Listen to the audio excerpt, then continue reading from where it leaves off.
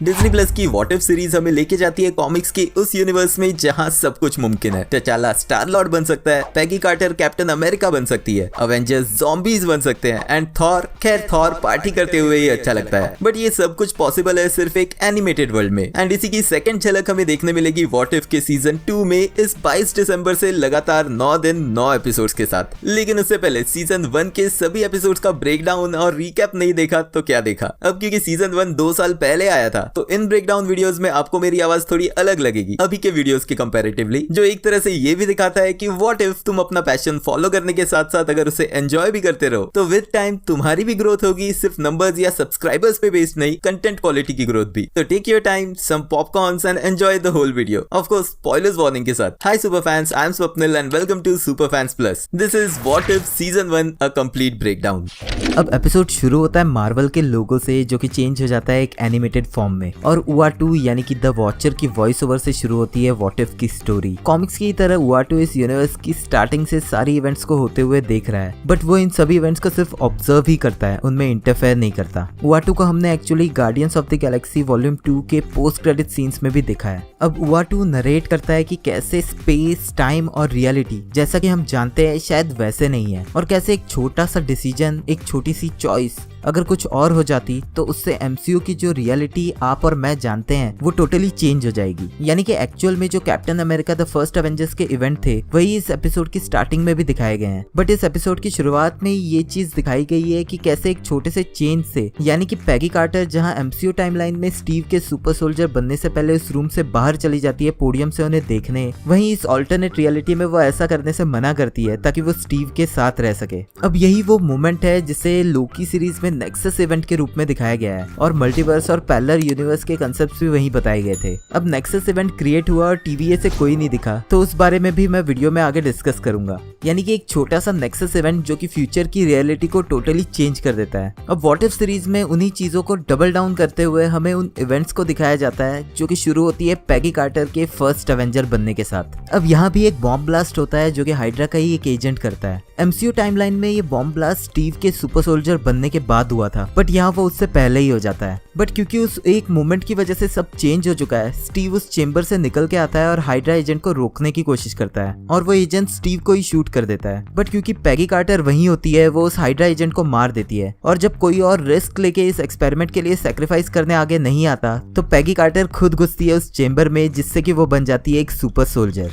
अब इस पूरे सीन में इसकी ऑलमोस्ट सभी शूटिंग एंगल्स और कैरेक्टर एक्सप्रेशंस बिल्कुल मैच करते हैं ओरिजिनल कैप्टन अमेरिका मूवी से, जो कि आप अगर एमसीयू फैंस हैं तो आपको बहुत ही ज्यादा पसंद आएगा। और सिर्फ इसी सीन में ही नहीं, टोटल एपिसोड में ऐसे बहुत सारे सीन्स हैं जो कि बिल्कुल सिमिलरली क्रिएट किए गए हैं captain America the first Avenger movie की तरह ही। अब यहाँ एक सेक्सिस्ट कैरेक्टर कर्नल फ्लिन नहीं चाहता कि एक लेडी फर्स्ट एवेंजर बने। ये कर्नल फ्लिन मार्वल की लिमिटेड सीरीज वन शॉट में भी दिख चुका है। अब पैगी के साथ वैसा ही बिहेवियर होता है जैसा स्टीव के साथ हुआ था, बट एटलीस्ट स्टीव को वॉर जोन तक जाने तो मिला था, बट यहाँ पैगी को वो भी मौका नहीं दिया जाता। वहीं स्टीव रॉजर्स गोली लगने की वजह से प्रॉपरली चल नहीं सकता, जो कि एक तरह से रेफरेंस है सिविल वॉर्स के रोड्स का, और आगे चल के वो वैसे ही आयरन मैन सूट में दिखता है जिसे कि उसके फ्रेंड हॉवर्ड ने क्रिएट किया है। यानी कि जो इवेंट्स एमसीयू टाइमलाइन में टोनी और रोड्स के साथ हुए थे वही यहाँ स्टीव और हॉवर्ड की दिखाई गई है। यहाँ पैगी पंचिंग बैग पे प्रैक्टिस करती दिखती है जैसे स्टीव को भी दिखाया गया है। स्टीव और पैगी के कन्वर्सेशन में वो उसे यूएसओ टूर्स पे न जाने की बात करता है, जो कि रेफरेंस है एमसीयू टाइमलाइन का, जब स्टीव जाता है एक मोटिवेशनल एक्टर की तरह ऐसे ही यूएसओ टूर्स पे।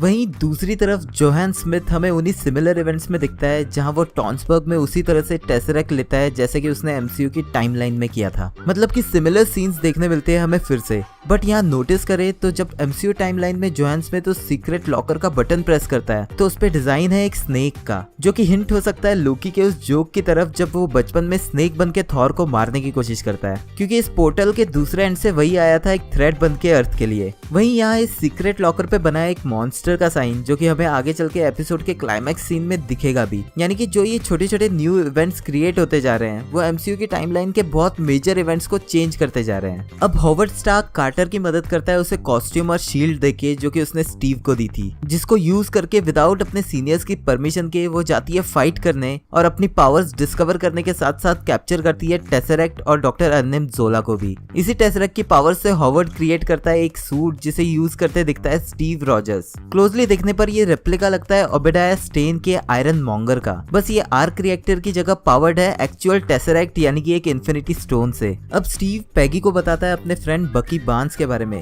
जो कि कैद है कई और सोल्जर्स के साथ हाइड्रा की जेल्स में। कैप्टन कार्टर अकेले ही अटैक करती है उन जेल्स पे और छुड़ाती है बकी और बाकी सोल्जर्स को। अगेन हमें बहुत सारे सिमिलर सीन्स देखने मिलते हैं जो कि मैच करते हैं captain America the first Avenger movie से। बट इस सीन से एक बात तो क्लियर होती है कि पैगी कार्टर स्टीव के मुकाबले ज्यादा स्ट्रॉन्ग है। यहाँ एमसीयू वाले कैप्टन अमेरिका ने प्रॉपरली लॉक ओपन किया था चाबी यूज करके, बट कैप्टन कार्टर ये पूरा का पूरा गेट ही उखाड़ देती है। हालांकि इसमें कोई डाउट नहीं है कि स्टीव रॉजर्स भी सुपर स्ट्रॉन्ग है जिसने कि अपने हाथों से एक हेलीकॉप्टर तक रोक दिया था, बट हमने स्टीव को बिल्डिंग से जंप करते हुए देखा है और वो कभी भी इस तरह की सुपर हीरो लैंडिंग नहीं करता दिखा, वो भी इतनी ज्यादा हाइट से। मे बी मैल फंक्शन हो रही मशीन से कुछ और ही सेटिंग्स क्रिएट हो गई हो जिसने की पैगी को इतना ज्यादा स्ट्रॉन्ग बना दिया है, बट इसके बारे में क्लैरिटी तो अगले एपिसोड से ही मिलने वाली है। अब भागते हुए ये लोग फंस जाते हैं हाइड्रा के टैंकर्स के अटैक में और उन्हें बचाता है स्टीव रॉजर्स एक आयरन आर्बर से जिसे कि नाम मिलता है हाइड्रा स्टॉम्पर, क्योंकि वो टैंक्स पे कूद के उन्हें लिटरली स्टॉम्प करते हुए दिखता है। फिर आगे के सीन्स में हमें उसी तरह से दिखाया जाता है जैसे कि एक कॉम्पिलेशन वीडियो में स्टीव रॉजर्स को हाइड्रा के बेस डिस्ट्रॉय करते हुए दिखाया गया था एमसीयू टाइमलाइन में। वहीं इस टाइमलाइन में हाइड्रा स्टॉम्पर और कैप्टन कार्टर मिलकर ऐसा करते दिखते हैं। इन्हीं में से एक सीन में स्टीव रॉजर्स अपने हाइड्रा स्टॉम्पर पे ब्रुकलिन लिखते हुए भी दिखता है जो कि रेफरेंस है Captain America Civil War movie का। इन्हीं में से एक सीन में वो ड्रिंक्स करते हुए डिस्कस करते हैं कि कैसे पावर मिलने के बाद लोग पैगी को और ज्यादा वैल्यू और रिस्पेक्ट देने लगे हैं, और पैगी स्टीव के लिए अपनी फीलिंग्स भी उसे बताती है जिस रोमांटिक मोमेंट को स्पॉइल करता है हॉवर्ड स्टार्क। लेकिन ये विस्की वाला सीन सिमिलर है एमसीयू टाइमलाइन के सीन से जिसमें कि स्टीव पैगी को बताते हुए दिखता है कि कैसे वो कितना भी ड्रिंक कर ले सीरम की पावर्स की वजह से उस पर कुछ इफेक्ट नहीं होता। अब दूसरी तरफ जोहान स्मिथ जो कि एज हिटलर के इन्फॉर्मेंट काम कर रहा होता है, वो सुपर सीरम की पावर्स लेने के बाद रियलाइज करता है कि उसे किसी और के लिए काम करने की जरूरत ही नहीं है और वो खुद टेसरेक्ट यूज करके लाना चाहता है अपने ही चैंपियन को। वो अपना फेस रिवील करता है सिमिलरली जैसे उसने एमसीयू टाइमलाइन में किया था और उन जनरल्स को शूट कर देता है। अब एमसीयू टाइमलाइन के इस सिमिलर इंसिडेंट में कैप्टन कार्टर और टीम जाती है एक मिशन पे जहां उन्हें हिंट मिलती है कि हाइड्रा का हेड एक ट्रेन से ट्रेवल कर रहा है। ये वही मिशन है जिसमें कि एमसीयू टाइमलाइन में भी फेक न्यूज की वजह से वो लोग एक ट्रेन में घुसते हैं और इसी फाइट में स्टीव बकी को गिरने से बचा नहीं पाता, बट इस रियलिटी में कैप्टन कार्टर बकी को बचा लेती है और उनके कन्वर्सेशन में बकी उसे कहता है कि उसने उसका हाथ ऑलमोस्ट उखाड़ दिया था, जो कि रेफरेंस है एमसीयू टाइमलाइन की इवेंट का जिसके बाद बकी को एक मेटल आर्म मिला था हाइड्रा की बदौलत। अब जहां बकी बच जाता है वहीं स्टीव इस ट्रेन ब्लास्ट में मिसिंग हो जाता है जो कि एक्चुअल में हाइड्रा के कब्जे में दिखता है आगे चल के। स्टीव को खो देने के बाद कैप्टन कार्टर खुद चार्ज लेती है हाइड्रा को खत्म करने का और बाकी टीम के साथ मिलकर वो लोग अटैक करते हैं हाइड्रा के मेन बेस पे। रेड स्कल जो कि टेसरेक्ट के थ्रू ओपन करता है एक पोर्टल एक मशीन की हेल्प से और इसी से वो लाता है हाइड्रा के चैंपियन को, जो कि एक रेफरेंस हो सकता है साकार के फाइटिंग चैंपियंस का, बट वो चैंपियन आते ही सबसे पहले रेड स्कल को ही खत्म कर देता है। अब ये चैंपियन है एक एलियन जो कि शायद हो सकता है कॉमिक्स का शुमा गौरथ, जिसके बारे में मैंने अपने लास्ट वीडियो में भी बात की है जिसे कि आप सभी लोगों ने बहुत ज्यादा पसंद भी किया है। ये डॉक्टर स्ट्रेंज की कॉमिक्स का एक इमॉर्टल विलन है जो कि डार्क मैजिक से अपनी पावर्स लेता है। यहाँ दूसरी तरफ बकी और बाकी सोल्जर्स स्टीव को हाइड्रा की कैद से छुड़ाते हैं, लेकिन उसके सूट की पावर कम होने के बावजूद वो फाइट करने जाता है। एपिसोड के क्लाइमैक्स सीन में कैप्टन कार्टर और हाइड्रा स्टॉम्पर मिलकर इस एलियन से फाइट करते हैं। इसी बीच कैप्टन कार्टर के हाथ लगती है एक स्वॉर्ड जो कि हो सकती है sword of the mighty. Marvel comics में ऐसी सिमिलर स्वॉर्ड यूज की थी कैप्टन ब्रिटेन ने, बट फाइट में आगे जैसे ही हाइड्रा स्टॉम्पर की पावर खत्म हो जाती है स्टीव पैगी की हेल्प नहीं कर पाता और as a last resort Captain Carter खुद उस एलियन को पुश करके पोर्टल से वापस भेजती है और इसी चक्कर में वो खुद भी निकल जाती है पोर्टल के पार। और सिमिलर सीन्स में स्टीव पैगी को डांस का प्रॉमिस याद दिलाता है जो कि एमसीयू टाइमलाइन में पैगी ने किया था इन्हीं लास्ट मोमेंट्स में। और फाइनली जहां एमसीयू टाइमलाइन में स्टीव रॉजर्स अपना सैक्रिफाइस करता है दूसरों के लिए, यहाँ वही सैक्रिफाइस करती है पैगी कार्टर। अब जहां एमसीयू टाइमलाइन में स्टीव के सैक्रिफाइस के बाद वो पानी में ही फ्रीज होके बचा था और फिर फाइनली उसे होश में लाया गया था 70 सालों के बाद, वहीं इस रियलिटी में पैगी हमें पोर्टल के दूसरी तरफ निकलती दिखती है। ये सीन एग्जैक्टली एवेंजर्स मूवी के उस सीन को रेप्लिकेट करता है जिससे कि पोर्टल के थ्रू लोकी अर्थ पे आया था, जिसमें कि पहले उस एलियन के टुकड़े जो कि पैगी ने अपनी स्वॉर्ड से ही किए होंगे बाहर आते दिखते हैं और इस एंड पे खड़े दिखते हैं निक फ्यूरी और क्लिंट बार्टन जो कि पैगी को कैप्टन कार्टर के नाम से बुलाते भी है और उसे बताते हैं कि वॉर ऑलरेडी खत्म हो चुका है और 70 70 साल गुजर चुके हैं। जिसे सुन के पैगी दुखी तो जरूर होती है, बट वो कहती है कि वो ठीक है क्योंकि वो आखिरकार वॉर जीत चुके हैं। और फिर उआटू द वॉचर के वॉइस ओवर से हमें पता चलता है कि इसी तरह से इस यूनिवर्स को मिली एक न्यू हिस्ट्री और एक न्यू सुपर हीरो। इसी के साथ एपिसोड 1 यहीं खत्म होता है। तो एपिसोड शुरू होता है वॉचर के वॉइस ओवर से और हमें दिखता है स्टार लॉर्ड मोरैक प्लेनेट पे पहुंचते हुए, जो कि एमसीयू की टाइमलाइन के सिमिलर ही दिखाया गया है, लेकिन ये पीटर क्विल नहीं टचाला है। अब टचाला एमसीयू टाइमलाइन के सिमिलरली ही मोरैक प्लेनेट से ऑर्ब चुराता है और उसे रोकते हैं रोनन के आदमी, जिसमें शामिल है कोरथ भी। अब जहां पीटर क्विल को एज स्टार लॉर्ड कोई नहीं जानता था, वहीं टचाला इस रियलिटी में इतना फेमस है कि इवन कोरथ भी उसका फैन है। टचाला को आगे चल के योंडू रॉबिन हुड कह के भी बुलाता है, जो कि डिफाइन करता है उसकी इमेज एज स्टार लॉर्ड अपने अच्छे कामों की वजह से। रॉबिन हुड की स्टोरी इसी थीम पे बेस्ड थी कि वो अमीरों से चुरा के गरीबों में बांटता था। अब यही इमेज टचाला की है और जो और वो चुरा रहा है वो भी किसी और स्पीशीज क्राइलोरियंस के लिए है। क्राइलोरियंस मार्वल कॉमिक्स में एक कलेक्टर के असिस्टेंट थे, जिनमें की आती है एमसीयू की करीना भी, जिसे हमने गार्डियंस ऑफ द गैलेक्सी में और पकड़ के मरते हुए देखा था। अब इसी सीन में कोरथ उसे पहले तो लॉर्ड कह के बुलाता है, जिसपे टचाला उसे ऐसे कहने से मना करता है, यानी कि पीटर क्विल के बिल्कुल ऑपोजिट उसे ये सब फेम नहीं चाहिए। और एक और कॉल बैक दिखाने के लिए कोरथ उसके सामने बाव करता है, जिसके लिए भी टचाला मना करते हुए दिखता है, जो कि सिमिलर है एवेंजर्स इन्फिनिटी वॉर के उस सीन से जिसमें ब्रूस बैनर उसके सामने बाव करता है। अब कोरथ फाइट करना चाहता है और टचाला ना ही सिर्फ उसे ऐसा करने देता है, बल्कि वो फाइट जीतने के लिए किसी को मारता भी नहीं है, जो कि उसके अच्छे नेचर को प्रूव करता है। और क्योंकि कोरथ रोनन के लिए और काम नहीं करना चाहता, इसलिए टचाला भी उसे अपने साथ ले जाता है। जब बाहर रोनन की आर्मी उसे रोकती है, टचाला कहता है कि रेवेंजर नेवर फ्लाइज सोलो, जो डायलॉग वो फिर से इसी एपिसोड के क्लाइमेक्स में भी कहते हुए दिखेगा। योंडू वहां आके उसे वैसे ही बचाता है जैसे उसने खुद को बचाया था गार्डियंस ऑफ द गैलेक्सी के क्लाइमेक्स में अपना याका एरो यूज करके। अब ये लोग जाते दिखते हैं स्टार लॉर्ड की स्पेसशिप से ही, जिसका नाम मिलानो से चेंज करके हो गया है मंडेला, जो कि ऑफ कोर्स टचाला की वजह से ही होगा, एक डेडिकेशन के रूप में फेमस साउथ अफ्रीकन प्रेसिडेंट और Nobel Peace Prize winner Nelson Mandela के नाम पे। अब हमें दिखाया जाता है एक फ्लैशबैक सीन जिसमें 1988 में रेवेंजर्स अर्थ पे आते हैं पीटर क्विल को लेने, जिन्हें की एमसीयू की टाइमलाइन की ही तरह उसके फादर ईगो ने ही भेजा था। लेकिन यहाँ योंडू खुद ना आके भेजता है क्रैगलिन और टेजर फेस को, जो कि गलती से टचाला को उठा लेते हैं वकांडा के बाहर से। अब टेजर फेस कहता है कि उसी लोकेशन से सबसे ज्यादा थर्मल सिग्नेचर्स फ्लक्चुएट होके दिख रही थी, जो कि ऑफ कोर्स वाइब्रेनियम की वजह से ही होता है। अब यही वो छोटा सा चेंज था जिसपे बेस्ड है व्हाट इफ सीरीज। इस छोटे से चेंज की वजह से रियलिटी में आगे सब कुछ चेंज हो चुका है। योंडू के उन्हें डांटने पे वो कहते हैं कि सभी इंसान सिमिलर ही दिखते हैं, जबकि क्लियरली पीटर क्विल की फोटो से वो व्हाइट है और टचाला ब्लैक है, ये दिख के आता है। ये एक तरह से एक टॉन्ट है ह्यूमैनिटी और रेसिज्म पर, यानी कि जहाँ कलर बेसिस पे कम्युनिटीज एक दूसरे से हेट करती हैं, वहीं किसी बाहरी दुनिया के एलियंस के लिए हम सभी सिर्फ एक ही हैं, ह्यूमंस। अब जहां एमसीयू टाइमलाइन में पीटर क्विल अपने एब्डक्शन को लेकर दुखी था और योंडू और बाकी रेवेंजर्स से नफरत करता रहा, वहीं टचाला इसके उल्टा उसके साथ जाने को खुद रेडी होता है। इसके 2 रीजंस हैं। पहला कि टचाला वकांडा के बाहर की दुनिया देखना चाहता है, बट वकांडन किंग यानी कि टचाका बाकी दुनिया के सामने वकांडा की टेक्नोलॉजी नहीं लाना चाहता, इस डर से कि ऐसा होने से सिर्फ फाइट्स और वॉर्स ही होंगे। टचाला इसके सपोर्ट में नहीं है और एमसीयू टाइमलाइन में खुद किंग बनने के बाद वो वकांडा को बाकी नेशंस के लिए ओपन भी करता है। और दूसरा रीजन है कि टचाला इस सब से डरता नहीं है। टचाला ने वकांडा में इतनी एडवांस टेक्नोलॉजी देखी है कि आउटर स्पेस ट्रिप उसके लिए बस एक न्यू एडवेंचर की तरह ही है, जो कि रीजन बनता है आगे चल के योंडू और बाकी टीम मेंबर्स के साथ उसका बॉन्ड अच्छे से बनाने का। और क्योंकि टचाला की अपब्रिंगिंग अच्छी हुई होती है, वो उन लोगों को खुद के जैसा अच्छा बनाने में सक्सेसफुल भी हो जाता है। अब 20 साल गुजर चुके हैं और हम पहुंचते हैं रेवेंजर्स की लोकेशन पे। जिस लोकेशन पे वो है वो हो सकता है कॉन्ट्रैक्सिया प्लैनेट, यानी कि रेवेंजर्स का पार्टी प्लैनेट।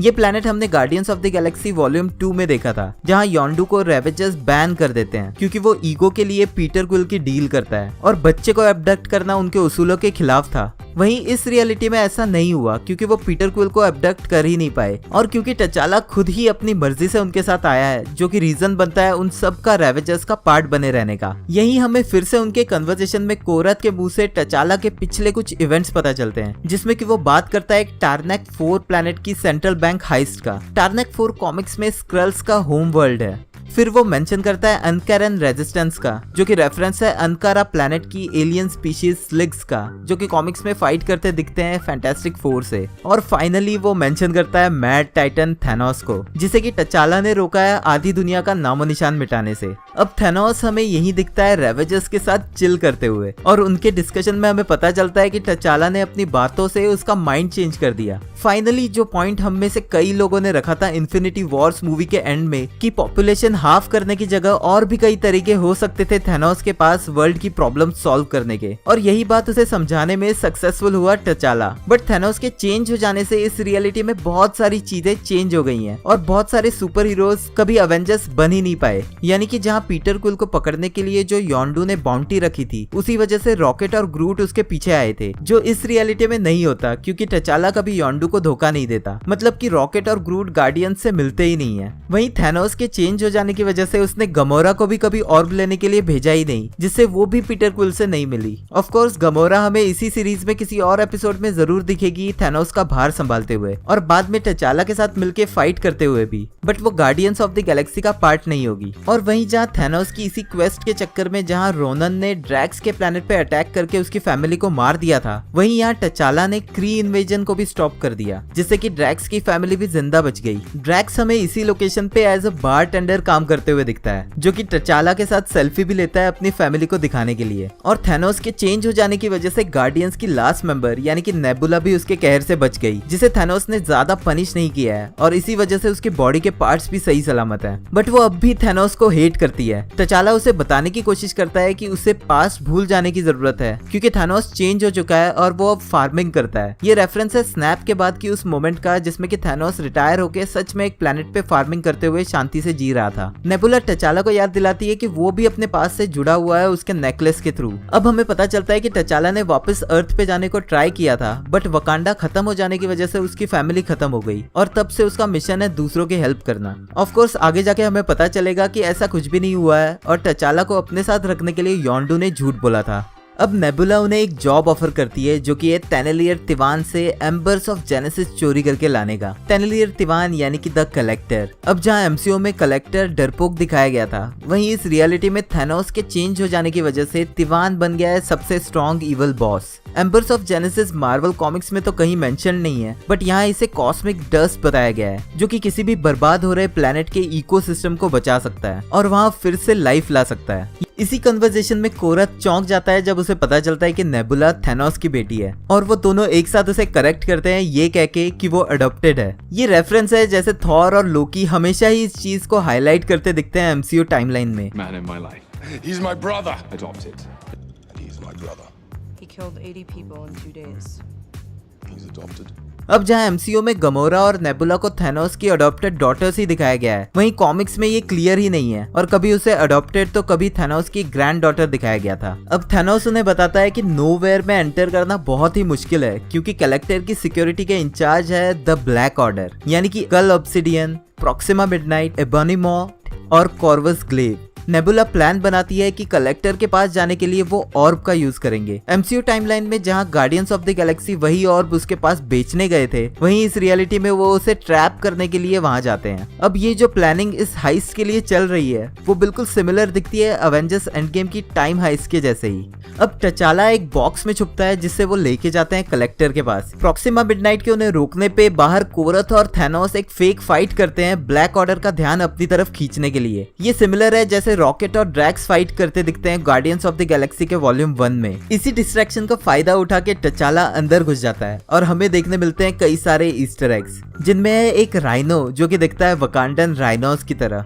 एलिगेटर लोकी जिसे हमने रिसेंटली लोकी सीरीज के एपिसोड 5 में देखा था, कॉस्मो द स्पेस डॉग जिसे हमने guardians of the Galaxy volume 1, 2 दोनों में देखा है, एक डार्क एल्फ जो कि हमें दिखे थे थॉर के पार्ट 2 में, और हॉवर्ड द डक जिसे हमने पहले गार्डियंस ऑफ द गैलेक्सी और अवेंजर्स एंड गेम में भी देखा है। हॉवर्ड एक ग्लास से ड्रिंक्स पीते हुए दिखता है जो कि सिमिलर है गार्डियंस ऑफ द गैलेक्सी के वॉल्यूम 1 के सीन्स के। तचाला हॉवर्ड को उसके केज से छुड़ाता है और वो लोग पहुंचते हैं एक बार में। ये बार सिमिलर है थॉर रैग्नारोक के उस बार की तरह जिससे वाल्करी ड्रिंक करते हुए दिखती है। बाहर ब्लैक ऑर्डर को पता चल जाता है कि रेवेजर्स की फाइट एक चाल है और वो लॉकडाउन करने लगते हैं। तचाला वहां से भागता है और हमें देखने मिलती है कुछ स्पेसशिप्स जिनमें की गार्डियंस ऑफ द गैलेक्सी से एक बैनेटर शिप जो कि गार्डियंस की शिप है जिसे हमने अवेंजर्स इन्फिनिटी वॉर और अवेंजर्स एंड गेम में भी देखा है, एक ज़ांडेरियन स्टारशिप, थॉर रैग्नारोक से ग्रैंड मास्टर की स्पेसशिप और फाइनली ब्लैक पैंथर से एक वकांडन शिप भी दिखती है। अब जैसे ही तचाला इस शिप के पास आता है उसके नेकलेस की वजह से वो ऑन हो जाती है और साथ ही बैकग्राउंड म्यूजिक चेंज हो जाता है ब्लैक पैंथर की थीम म्यूजिक में।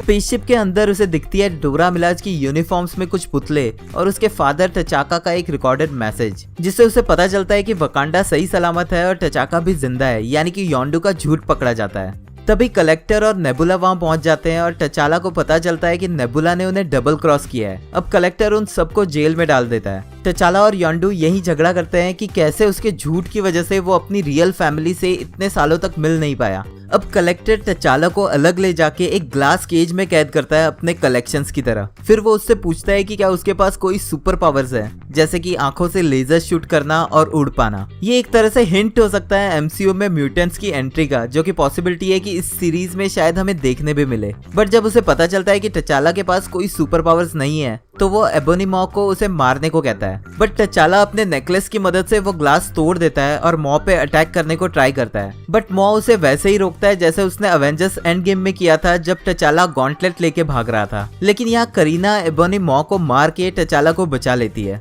वहीं दूसरी तरफ नेबुला पहुंचती है बाकी रेवेजर्स के पास और जेल का दरवाजा खुलवा के कॉर्वस ग्लेव को मार देती है। अब हमें यहाँ पता चलता है कि नेबुला असल में ट्रिपल क्रॉस कर रही थी, यानी कि ये प्लान उसका और टचाला का ही था। वो ऑलरेडी एम्बर्स ऑफ जेनेसिस चुरा चुकी होती है और वो लोग वहां से भागने लगते हैं और उनके पीछे आते हैं कल ऑब्सिडियन और प्रोक्सिमा मिडनाइट। अपने साथी रेवेजर्स को बचाने के लिए थैनोस रुक जाता है उनसे लड़ने और नेबुला के उसे क्रेजी बुलाने पे वो कहता है कि वो क्रेजी नहीं मैड है, जो कि ऑब्वियसली एक रेफरेंस है उसकी एमसीयू टाइमलाइन में पॉपुलैरिटी का एज मैड टाइटन थैनोस। कल ऑब्सिडियन के उस पे अटैक को थैनोस वैसे ही ब्लॉक करते दिखता है जैसे कि आयरन मैन पे अटैक को स्पाइडरमैन ने ब्लॉक किया था न्यूयॉर्क वाली फाइट में। फिर नेबुला भी उसकी मदद करने आती है, जो कि फाइनली दिखाया गया है कि दोनों बाप बेटी एक दूसरे से पैचअप कर लेते हैं। इसी लड़ाई के बीच में as a last solution Nebula उस एम्बर्स ऑफ जेनेसिस की कुछ डस्ट कल ऑब्सिडियन के मुंह में डाल देती है, जिससे कि बहुत ही लार्ज प्लांट्स ग्रो होने लगते हैं जो कि मार देते हैं कल ऑब्सिडियन और प्रोक्सिमा मिडनाइट को। फिर वो लोग स्पेसशिप से निकल जाते हैं। यहाँ भागते हुए टचाला पे अटैक करता है कलेक्टर और उसे हिट करता है एक स्टोन आर्म से, जो वो कहता है उसने लिया था एक बड़बोले क्रोनन को मार के। ये क्रोनन रेफरेंस हो सकता है कॉर्ग का, जो कि ऑब्वियसली बहुत बड़बोला है। फिर वो अपने कलेक्शन से निकालता है एक डैगर, जो कि है डार्क मैटर से बना मेलिकिथ का डैगर, जिसे हमने थॉर द डार्क वर्ल्ड में देखा था। इसी के साथ उसके कलेक्शन में देखने मिलते हैं कैप्टन अमेरिका की शील्ड, थॉर का म्योनीर और हेला का हेलमेट, जो उसे पावर्स देता है नेक्रोसॉर्ड जनरेट करने की, जैसा हमने हेला को करते हुए देखा है थॉर रैग्नारोक में। टचाला को इसी फाइट में एक नेक्रोसॉर्ड लग जाता है, बट उसके कॉलबैक डायलॉग अ रेवेजर नेवर फ्लाइज सोलो के बाद योंडू आके उसे बचा लेता है। टचाला और योंडू एक ट्रिक यूज करते हैं जिसका नाम है स्टिकी फिंगर्स, जिसमें कि टचाला जाके कलेक्टर से फाइट करता है और मार खाते हुए उसके हाथ से वो कंट्रोलर निकाल लेता है, जिससे कि सभी केजेस कंट्रोल होते हैं और टचाला कलेक्टर को हिट करके उन्हीं में से एक केज में डाल के लॉक कर देता है। ये ट्रिक रेफरेंस है थॉर रैग्नारोक की थॉर और लोकी की ट्रिक गेट हेल्प का।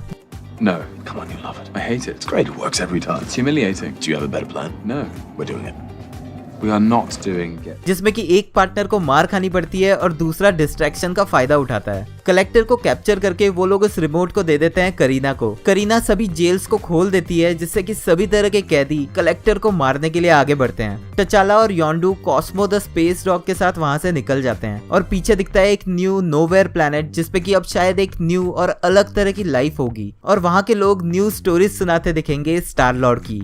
Finally as a last stop टचाला सभी रेवेजर्स के साथ एंटर करता है वकांडा और बाकी सभी लोग उनको वेलकम करते हैं और फिर वो सभी पार्टी करते हुए भी दिखते हैं। और क्रैगलिन बात करता है वकाबी से स्पेस जंप पॉइंट्स के बारे में और कैसे वो किसी का भी फेस बिगाड़ देते हैं, जो कि हमने एमसीयू टाइमलाइन में गार्डियंस के साथ होते हुए भी देखा है। बट यही स्टोरी एंड नहीं होती। एपिसोड खत्म होता है एक और रीयूनियन पे, जहां हमें दिखता है पीटर क्विल एक डेयरी क्वीन में काम करते हुए। ये बिल्कुल मैच करता है guardians of the Galaxy volume 2 के ओपनिंग सीन से, जहां पर पहली बार ईगो और पीटर की माँ हमें दिखे थे, जहां ईगो आता है उसे लेने। अब इस रीयूनियन में क्या होता है वो दिखाया तो नहीं गया, बट क्योंकि अब पीटर क्विल अर्थ का एक नॉर्मल इंसान है जिसने की कुछ भी एक्सपीरियंस नहीं किया है, और साथ ही अब उसके सपोर्ट करने के लिए गार्डियंस की टीम का कोई मेंबर भी वहां नहीं है, तो हमें ये अज्यूम कर लेना चाहिए कि ईगो उसे ले जाता है और उसे जो guardians of the Galaxy volume 2 में करना था वो प्लान कहीं ना कहीं सक्सेसफुल भी हो जाता है, जब तक कि कोई और उसे रोकता नहीं। बट ये सब सिर्फ अजम्पशंस ही रहेंगे, क्योंकि वॉचर इस कहानी को पेंडिंग रख के एपिसोड यहीं खत्म कर देता है। ये एपिसोड शुरू होता है एक न्यू स्टाइल के साथ, जहां हमें 5 दिनों में अलग अलग इवेंट्स दिखाए जाते हैं। मंडे से लेके फ्राइडे तक में इतना कुछ होता है कि इस यूनिवर्स का निक फ्यूरी इतना मजबूर हो जाता है कि उसे हेल्प लेनी पड़ती है लोकी की। पिछले एपिसोड्स की तरह ही यहाँ भी एक छोटे से डिसीजन की वजह से ऐसा होता है, और वो डिसीजन है निक फ्यूरी का होप को शील्ड का एजेंट बनाने का। बट इसके बारे में डिटेल्स आगे, पहले शुरू करते हैं फर्स्ट डे यानी मंडे से। तो मंडे एक्चुअल में एमसीयू की टाइमलाइन का वो पार्ट दिखाया गया है जब निक फ्यूरी आयरन मैन को अवेंजर्स ज्वाइन करने के लिए कहता है। यहाँ निक फ्यूरी अपना आइकॉनिक डायलॉग रिपीट करते हुए दिखता है, जिसने कि अवेंजर्स टीम को यूनाइट भी किया था और मोटिवेट भी। There was an idea. The idea was to bring together a group of remarkable people. But Natasha उसे टोकती है कि वो ये डायलॉग बहुत बार सुन चुकी है। अब इसके आगे के सीन्स बिल्कुल उसी तरह से क्रिएट किए गए हैं जैसे आयरन मैन 2 में किया गया था, यानी कि एक एक सीन, एक एक चीज बहुत ही डिटेलिंग के साथ। इवन ब्लैक विडो की वॉक, उसका टोनी को इंजेक्ट करना और टोनी का रिएक्शन भी। ऑल्सो कलर स्कीम भी टोटली मैच करती है जैसे कि मूवी में दिखाया गया है, और टोनी और निक फ्यूरी का एक्चुअल कन्वर्जेशन भी सिमिलर ही दिखाया गया है। अब निक फ्यूरी टोनी को याद दिलाता है उसकी कंडीशन के बारे में, कि कैसे उसकी हेल्थ उसके आर्क रिएक्टर में पैलेडियम यूज होने की वजह से खराब हो रही है। अब जहां एमसीयू टाइमलाइन में नताशा के एंटीडोट इंजेक्ट करने पे टोनी टेम्पररी क्योर होने लगा था, वहीं यहाँ पर उसके उल्टा टोनी इंस्टेंटली कोलैप्स कर जाता है और नताशा उसकी पल्स चेक करके उसे डेड बताती है। इसके बाद वॉचर हमें एक्सप्लेन करता है कि कैसे 3 इवेंट्स एक ही वीक में हुए थे एमसीयू की टाइमलाइन में, जिससे कि हमें मिले ना ही सिर्फ 3 फाउंडिंग अवेंजर्स, बट आगे की सारी टाइमलाइन भी इसी स्टार्ट की वजह से कंटिन्यू हो पाई। और यही हमारी एमसीयू की टाइमलाइन में हुआ था, यानी कि वो इवेंट जिसमें टोनी स्टार्क ने अवेंजर्स इनिशिएटिव ज्वाइन किया। ऑफ कोर्स इस मूवमेंट पे नहीं, बाद में जाके ब्रूस बैनर एक्सपेरिमेंट के थ्रू बना हल्क, और थॉर बैनिश होके आया मिडगार्ड यानी कि अर्थ पे। ये तीनों चीजें एक ही वीक में हुई। हालांकि ये तीनों मूवीज बहुत ही ज्यादा गैप में रिलीज हुई थी, बट एमसीयू टाइमलाइन में ये तीनों इवेंट्स एक ही वीक में पैरेलली हो रहे थे। लेकिन वो एमसीयू टाइमलाइन थी, उसके बिल्कुल ऑपोजिट किसी और पैरेलल यूनिवर्स में ऐसा नहीं हुआ। और जैसा कि मैंने पहले बताया, अवेंजर्स असेंबल होने का फर्स्ट स्टेप ही फेल हो गया टोनी स्टार्क के मरने की वजह से,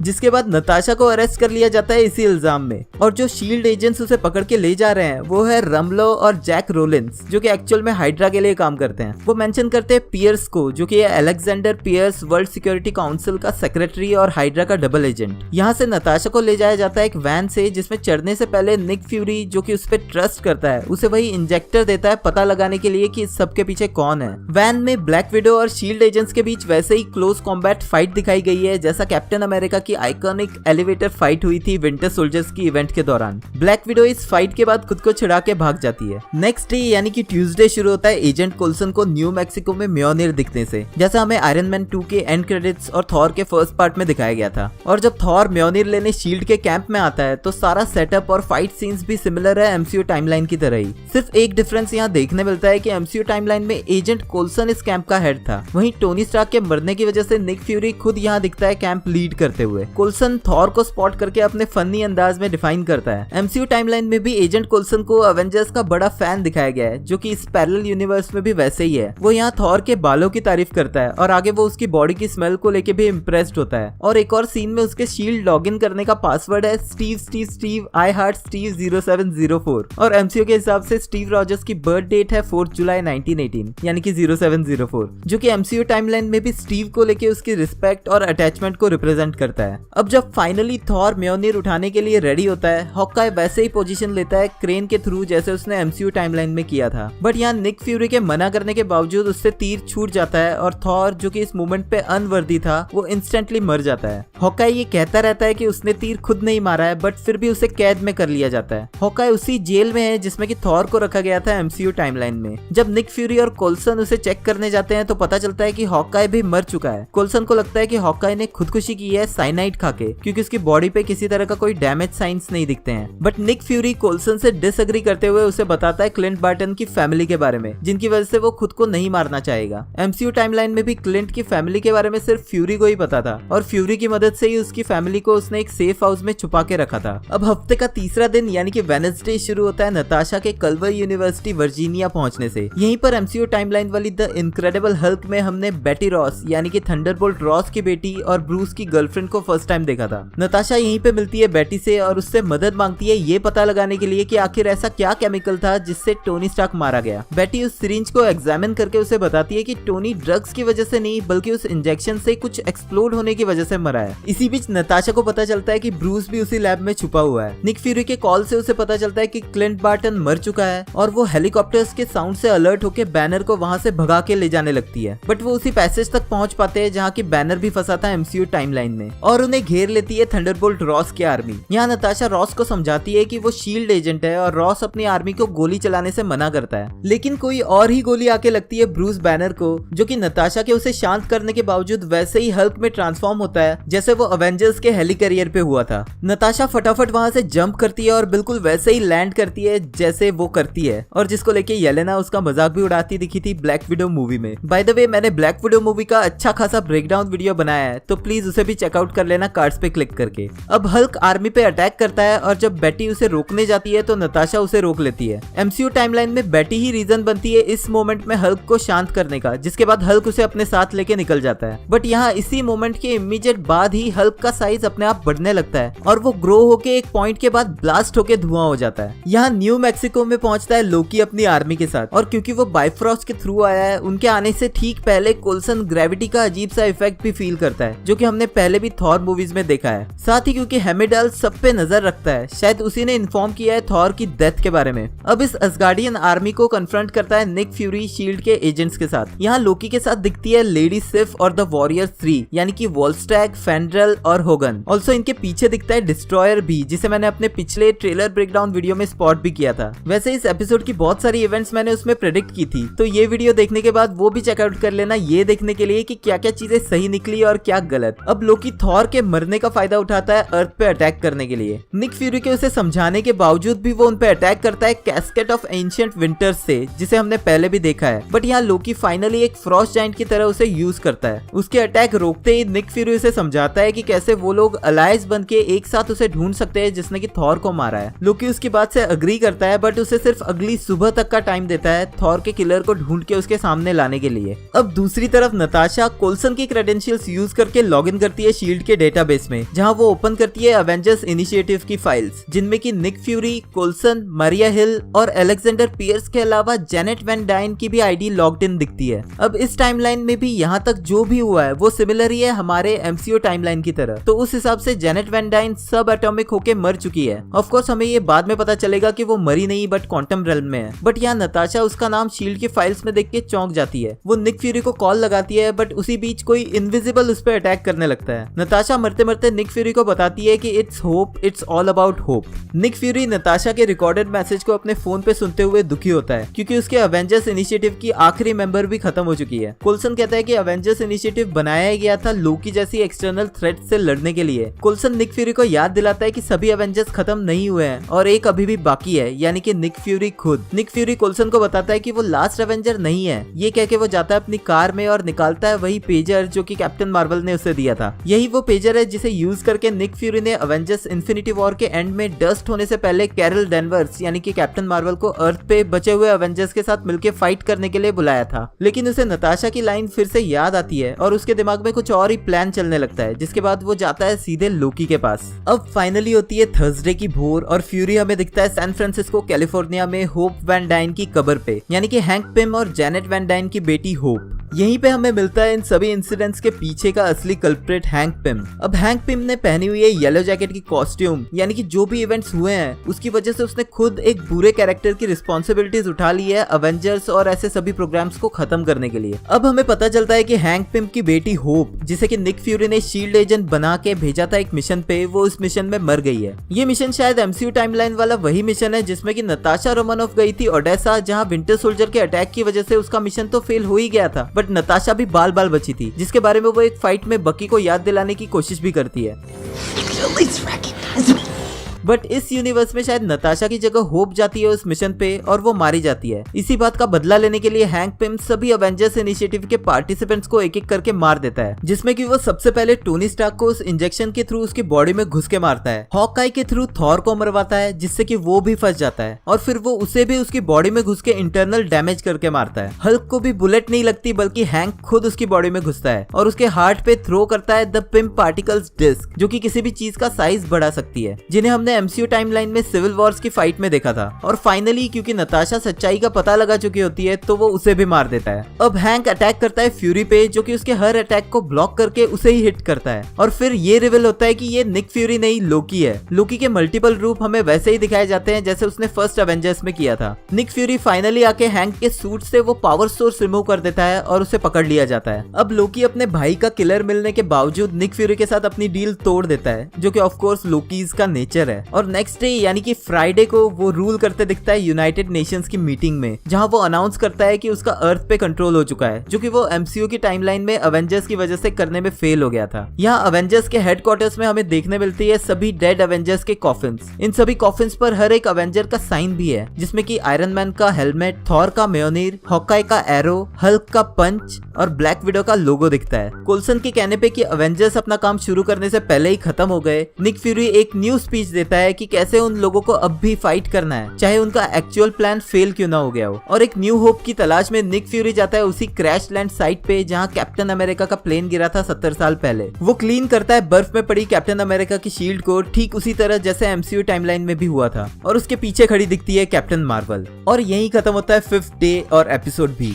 इस रियलिटी का नेक्सस इवेंट था क्रिस्टीन पाल्मर का डॉक्टर स्ट्रेंज के गाला इवेंट के पहले ब्रेकअप ना करने का डिसीजन। जब डॉक्टर स्ट्रेंज पार्टी में जाने से पहले क्रिस्टीन को पिक करता है तो उनके कन्वर्सेशन में वो बात करती है उसकी सक्सेसफुल सर्जरी रेडिकल हेमिस्फेरेक्टोमी के बारे में, जो कि एक क्रिटिकल सर्जरी है जिसमें कि ब्रेन के एक हाफ को या तो रिमूव कर दिया जाता है या फिर डिस्कनेक्ट कर दिया जाता है, जो कि एक हिंट देता है एपिसोड में आगे होने वाले इवेंट्स के बारे में।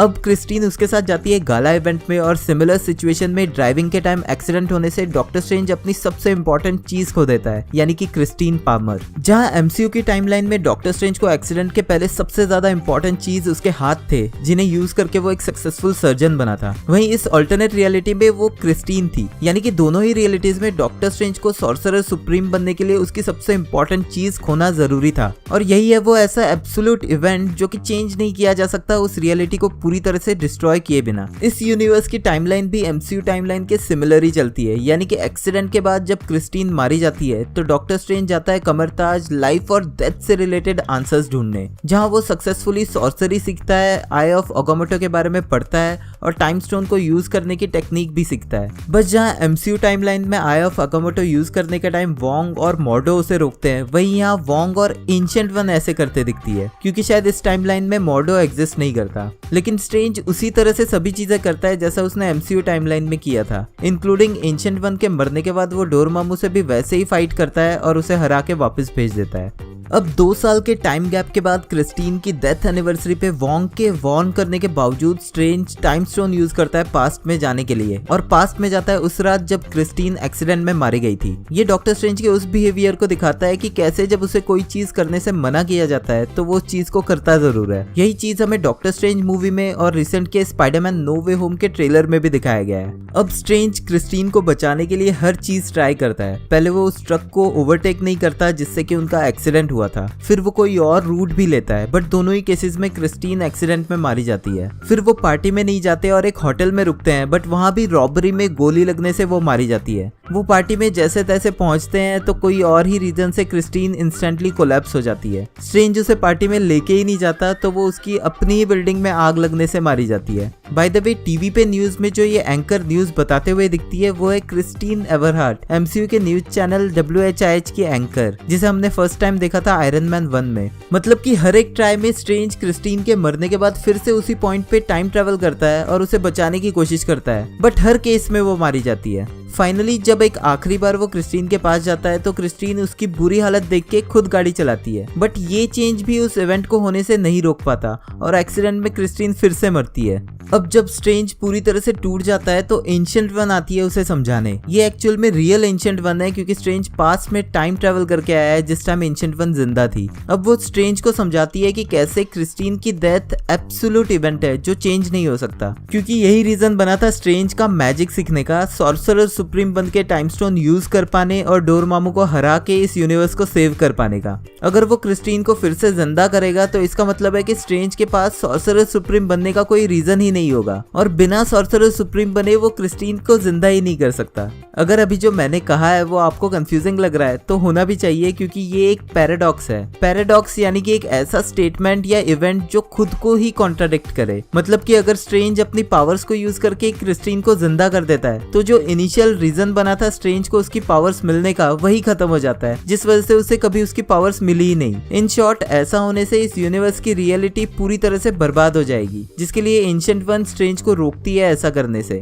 बट स्ट्रेंज क्रिस्टीन को बार बार मरता देख के शायद इतना दुखी हो चुका होता है कि वो उसकी बात नहीं सुनता और वहां से निकल जाता है। बट जाते जाते एंशिएंट वन उस पे डार्क डायमेंशन की पावर्स यूज करके उसे दो लोगों में स्प्लिट कर देती है, यानी कि एक ही यूनिवर्स में दो डॉक्टर स्ट्रेंज और उन दोनों की अलग अलग टाइमलाइंस। और यही शायद हिंट देता है कि स्पाइडरमैन नो वे होम में डॉक्टर स्ट्रेंज के साथ भी शायद ऐसा ही कुछ होने वाला है। अब स्ट्रेंज पहुंचता है लॉस्ट लाइब्रेरी ऑफ कैग्लियोस्ट्रो में। कैग्लियोस्ट्रो और उसकी कुछ बुक्स हम ऑलरेडी डॉक्टर स्ट्रेंज की ट्रेनिंग के टाइम देख चुके हैं। यही वो बुक्स हैं जो डार्क डायमेंशन के मैजिक की डिटेल्स रखती हैं, जिसे एमसीयू टाइमलाइन में कैसिलियस ने चोरी किया था अपने फायदे के लिए। और इवन इसी नॉलेज के थ्रू एंशिएंट वन खुद को इतने हजारों सालों से जिंदा रखे हुए थी। अब इस यूनिवर्स में कैग्लियोस्ट्रो को पता है कि टाइम में एक एब्सोल्यूट पॉइंट को कैसे ब्रेक किया जा सकता है। इसी लाइब्रेरी के बाहर स्ट्रेंज को मिलता है लाइब्रेरियन जो खुद का नाम ओबैंग बताता है। कॉमिक्स में एक पॉइंट पे जाके कैग्लियोस्ट्रो का नाम भी ओबैंग था, तो ये हिंट है कि ओबैंग ही कैग्लियोस्ट्रो है। उनके फर्स्ट कन्वर्सेशन में ओबैंग स्ट्रेंज का नाम अरमानी समझ बैठता है, जबकि स्ट्रेंज उसे अपने सूट के ब्रांड का नाम बताता है। ये सिमिलर है डॉक्टर स्ट्रेंज और कैसिलियस के फर्स्ट कन्वर्सेशन से, जिसमें कैसिलियस उसे मिस्टर डॉक्टर कह के बुलाता है।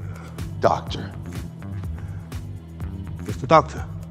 It's strange.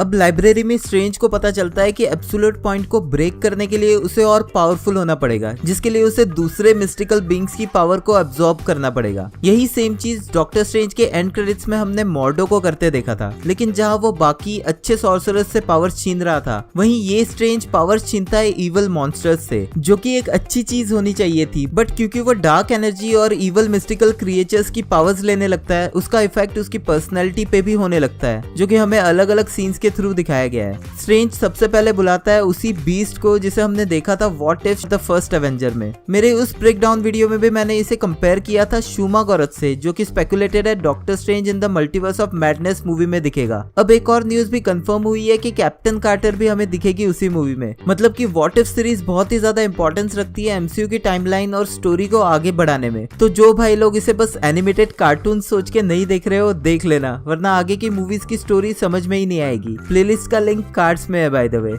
अब शूमागोरथ से पहले तो डॉक्टर स्ट्रेंज ये पावर्स उसके साथ डील करके लेने को ट्राई करता है, बट वो उसी पर अटैक कर देता है। और फिर ओबैंग के समझाने पर कि कैसे मिस्टिकल क्रिएचर्स अपनी पावर शेयर नहीं करते, स्ट्रेंज उनसे जबरदस्ती उनकी पावर छीनने लगता है। वो स्टार्ट करता है एक ड्वार्फ क्रिएचर से, फिर एक बग जिसने पहना हुआ है dark version cloak of levitation का। स्ट्रेंज उसे मारता नहीं है, बट उसके क्लोक को जरूर रख लेता है। फिर हमें दिखता है एक बैट की तरह दिखने वाला क्रिएचर, जो कि दिखता है डीसी कॉमिक्स की रेवन की तरह, बट ये हो सकता है कॉमिक्स के फिनिक्स फोर्स का ऑपोजिट गॉब्लिन फोर्स। एक टू हेडेड रैम जो कि एक मिस्टिकल क्रिएचर था फैंटास्टिक फोर की कॉमिक सीरीज में। एक डार्क स्पिरिट जो हो सकता है डार्क होल्ड बुक का क्रिएटर कथॉन, जिस बुक को बाय द वे फिलहाल वांडा स्टडी कर रही है अपनी फैमिली को फिर से खो देने के बाद। एक इमॉर्टल ड्रैगन शूलो जिसको डिफीट करना आयरन फिस्ट बनने के लिए एक लास्ट टेस्ट हुआ करता है कॉमिक्स में। और एक डीमन जिसके हॉर्न्स हैं, जो कि सिमिलर दिखता है कॉमिक्स के सूमा केट की तरह। अब इस सब के बीच में वॉचर फिर से दिखता है हमें, यानी कि ऑडियंस को ये बताते हुए कि कैसे जो स्ट्रेंज कर रहा है वो गलत है, बट वो फिर भी उसमें इंटरफेयर नहीं कर सकता उसे रोकने के लिए। लेकिन इस बार कुछ स्ट्रेंज चीज होती है और स्ट्रेंज को रियलाइज होता है कि कोई उसे देख रहा है, यानी कि फोर्थ वॉल ब्रेक करके सीधे ऑडियंस से बात करने वाली जो ट्रिक वांडाविजन सीरीज में दिखाई गई थी, वही यहाँ वॉचर और स्ट्रेंज के बीच दिखता है। बट वॉचर उससे बिना कुछ बोले निकल जाता है। अब ऐसे ही कुछ और क्रिएचर्स अब्सॉर्ब करते हुए बहुत टाइम निकल जाता है और फाइनली स्ट्रेंज फिर से समन करता है शूमा गोरथ को और वो उसके कुछ पार्ट्स को कट करके उन्हें भी अब्सॉर्ब कर लेता है। अब इस सब में कई साल निकल जाते हैं और ओबैंग बूढ़ा होके मरने की कगार पे होता है, जबकि स्ट्रेंज एंशिएंट वन की तरह डार्क मैजिक यूज करके यंग ही रहता है। जब स्ट्रेंज ओबैंग को बचाने की बात करता है तो वो उसे मना कर देता है और उसे बताता है कि कैसे वो ये सब करके भी सिर्फ आधी ही जिंदगी जी रहा है, जो कि लिटरली भी सही है क्योंकि इसी मोमेंट पे वॉचर हमें बताता है इसी यूनिवर्स के सेकंड डॉक्टर स्ट्रेंज के बारे में। अब ये दूसरा डॉक्टर स्ट्रेंज क्रिस्टीन पाल्मर की सेकंड डेथ एनिवर्सरी पे वैसे ही दुखी बैठा होता है, बट वोंग के मना करने पे वो टाइम स्टोन यूज नहीं करता और एक्सेप्ट कर लेता है क्रिस्टीन के फेट को। बट जब वो बाहर आके देखता है तो पूरी दुनिया धीरे धीरे डिस्ट्रॉय होती दिखती है। तभी एंशिएंट वन का एक साइकिक इंप्रेशन आता है जो कि उसे बताता है कि कैसे उसने डार्क डायमेंशन यूज करके स्ट्रेंज के 2 वेरिएंट्स क्रिएट कर दिए जो इस यूनिवर्स में एक साथ एग्जिस्ट करते हैं। बाय द वे ये एंशिएंट वन ओरिजिनल नहीं है, यानी कि उसके मरने के बाद उसकी मेमोरी का एक पार्ट है जो इस स्ट्रेंज को वॉर्न करने आता है। तो हो सकता है कि एंशिएंट वन ने भी ऑल्टरनेट पॉसिबिलिटीज और रियलिटीज देख ली हो टाइम स्टोन की हेल्प से, जिस वजह से उसने क्रिएट की एक मेमोरी जो इस स्ट्रेंज को बिल्कुल इस मोमेंट पे आके उसके ऑल्टरनेट वेरिएंट के बारे में इन्फॉर्म करती है। अब यहीं पे आंसर होता है एक लॉन्ग पेंडिंग क्वेश्चन कि अवेंजर्स एंड गेम में जब कैप्टन अमेरिका टाइम में वापस गया और पैगी कार्टर के साथ ही रुक गया तो उसने एमसीयू की टाइमलाइन को ब्रेक कैसे नहीं किया।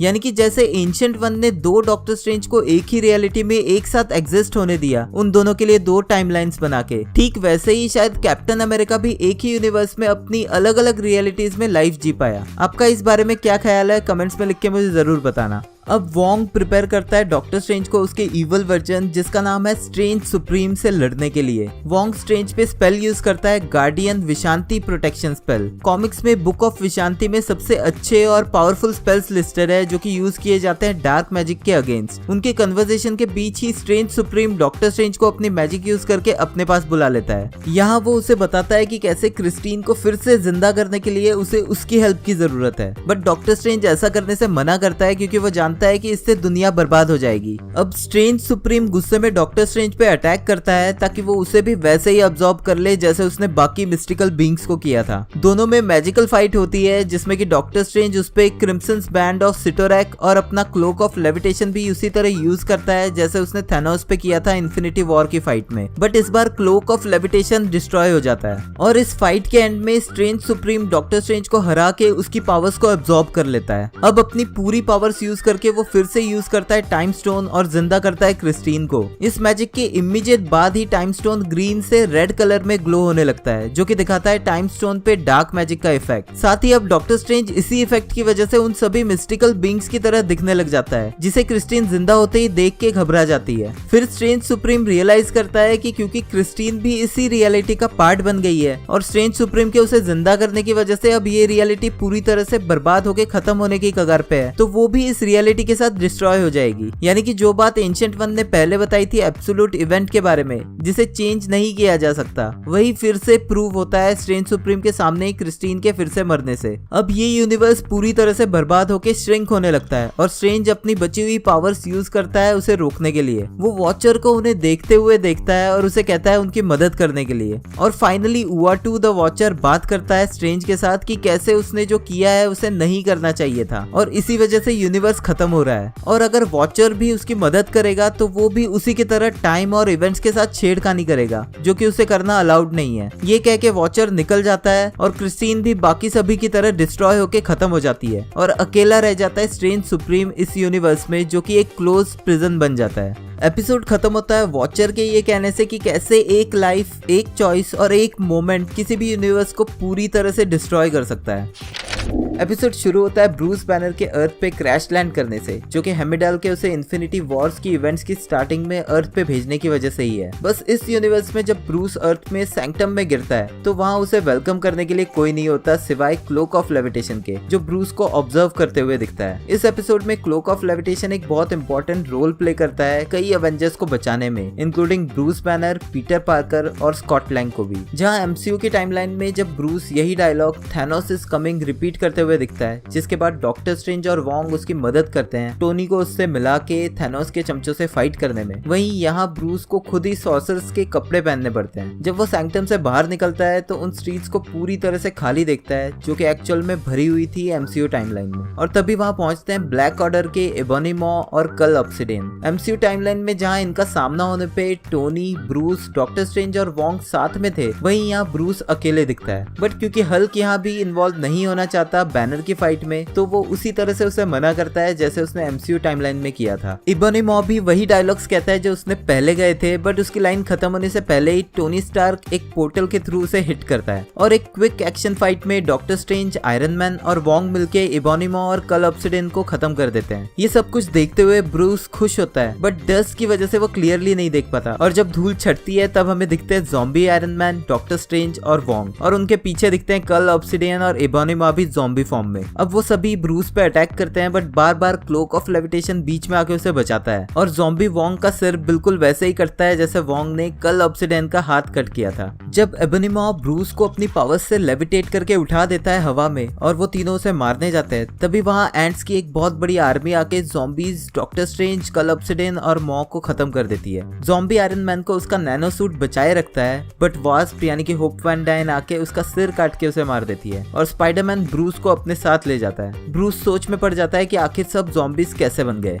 एक्चुअल में एपिसोड 5 मार्वल की popular comic series Marvel zombies पे बेस्ड है, जिसके सिर्फ 5 इश्यूज रिलीज हुए थे, बट इस सीरीज को बहुत ज्यादा पसंद किया गया था। इस सीरीज में मल्टीवर्स से आया सुपर हीरो सेंट्री, जो कि खुद इन्फेक्टेड था एक वायरस से जिसने कि उसे ज़ॉम्बी बना दिया था, उसी को रोकने जब अवेंजर्स गए तो एक एक करके वो भी ज़ॉम्बीज बनते गए। यहाँ इस एपिसोड में ज़ॉम्बी वायरस का रीजन मल्टीवर्स नहीं बल्कि क्वांटम रेल्म दिखाया गया है। यानी कि जस्ट 2 हफ्ते पहले जब हैंक पिम क्वांटम रेल्म में घुसा जेनेट वैन डाइन को ढूंढने, जो इवेंट्स हमने देखे थे एंटमैन एंड द वास्प में, जहाँ वो जेनेट को वापस लेके आता है सही सलामत, उसी के उल्टा यहाँ जेनेट क्वांटम रेल्म में इन्फेक्टेड हो जाती है और हैंक को भी ज़ॉम्बी बना देती है। वो दोनों ही क्वांटम रेल्म से वापस आके वायरस बाकी सभी लोगों में स्प्रेड करने लगते हैं। अवेंजर्स, जिनमें कि Hawkeye, black window, iron man, black panther और कैप्टन अमेरिका इन्हें रोकने आते हैं। ये सीन दिखाता है सैन फ्रांसिस्को ब्रिज को, जिसपे कि मार्वल एवेंजर्स गेम का बहुत सारा ओपनिंग पार्ट भी बेस्ड था। अब हैंक पिम अपने छोटे साइज का फायदा उठा के कैप्टन अमेरिका को इन्फेक्ट कर देता है, और क्योंकि कॉमिक्स की तरह ही यहाँ भी इन्फेक्टेड एवेंजर्स ज़ॉम्बी बनने के बाद भी अपनी पावर्स रिटेन करते हैं, और क्योंकि अब जब अर्थ के प्रोटेक्टर्स ही इन्फेक्ट हो गए तो बाकी नॉर्मल लोगों का बचना इम्पॉसिबल हो जाता है, जिससे कि ऑलमोस्ट सारी अर्थ ही ज़ॉम्बीज से भर जाती है। यहाँ ब्रूस बैनर को पीटर पार्कर एक शॉर्ट वीडियो से ये समझाता है कि ज़ॉम्बी एपोकलिप्स में कैसे बचा जाता है। ये स्पाइडरमैन होमकमिंग में पीटर की इंट्रोडक्शन मूवी की तरह ही शॉर्ट सीन है, और इसका टाइटल मैच करता है कैप्टन अमेरिका के उस डायलॉग से जो वो डिटेंशन में फंसे बच्चों को एक वीडियो में कहते दिखता है। So,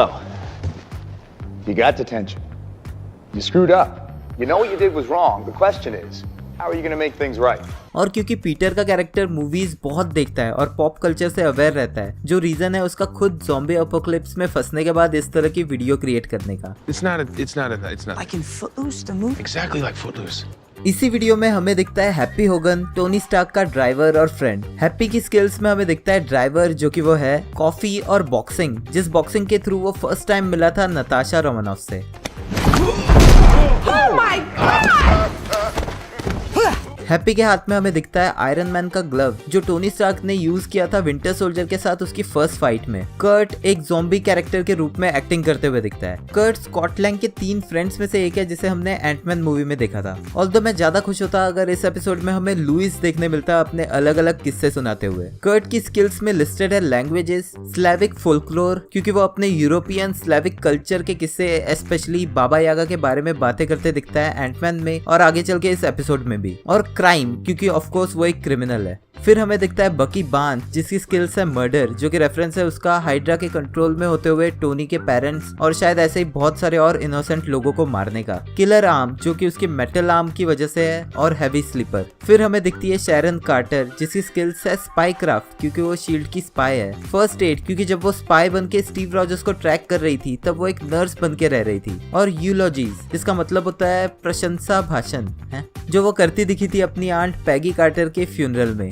अब ये सभी सर्वाइवर्स रहते हैं उनके हेडक्वार्टर्स में, जो कि एक्चुअल में ट्रेन्स के डब्बे हैं जिन्हें स्पाइडरमैन ने अपने वेब के थ्रू कुछ बिल्डिंग्स के बीच सस्पेंडेड रखा है ताकि ज़ॉम्बीज उन तक ना पहुंच पाए। यही ओकोए आके उन सब से मिलती है, जो बताती है कि वकांडा अभी भी ज़ॉम्बीज से फ्री है क्योंकि उनकी सिक्योर्ड वॉल्स को वो क्रॉस नहीं कर पाए, जो कि सिमिलरली दिखाया गया है एवेंजर्स इन्फिनिटी वॉर्स में थैनोस की आर्मी के आउटराइडर्स की तरह जो यहाँ एंटर नहीं कर पा रहे थे। ओकोए उन सबको बताती है कि कुछ सिग्नल्स आ रहे हैं एक लोकेशन से जहाँ ज़ॉम्बी वायरस का क्योर मिल चुका है। बकी और एजेंट कार्टर उस लोकेशन के कोऑर्डिनेट से ये पता लगाते हैं कि वो कैंप लिया है न्यू जर्सी में। अब कैंप लिया वही लोकेशन है जहाँ स्टीव रॉजर्स की ट्रेनिंग हुई थी और एवेंजर्स एंड गेम में स्टीव और टोनी यही गए थे टेसरेक्ट और पिम पार्टिकल्स लेने। और जिस प्रोजेक्टर पे वो ये प्रोजेक्शन देख रहे हैं वो एक्चुअल में टोनी स्टार्क के हल्क बस्टर आर्म की तरह दिखता है। अब वो सभी लोग एक वैन के थ्रू जाते हैं न्यूयॉर्क के ग्रैंड सेंट्रल स्टेशन। ये वही लोकेशन है जिसके एग्जैक्ट सामने एवेंजर्स सबसे पहली बार असेंबल हुए थे। हैप्पी वैन चलाते हुए इरिटेट होता है और ओकोए उसे ऊबर ड्राइवर बुलाती है, जो कि काफी फनी था क्योंकि वो एक्चुअल में टोनी स्टार्क का ड्राइवर था।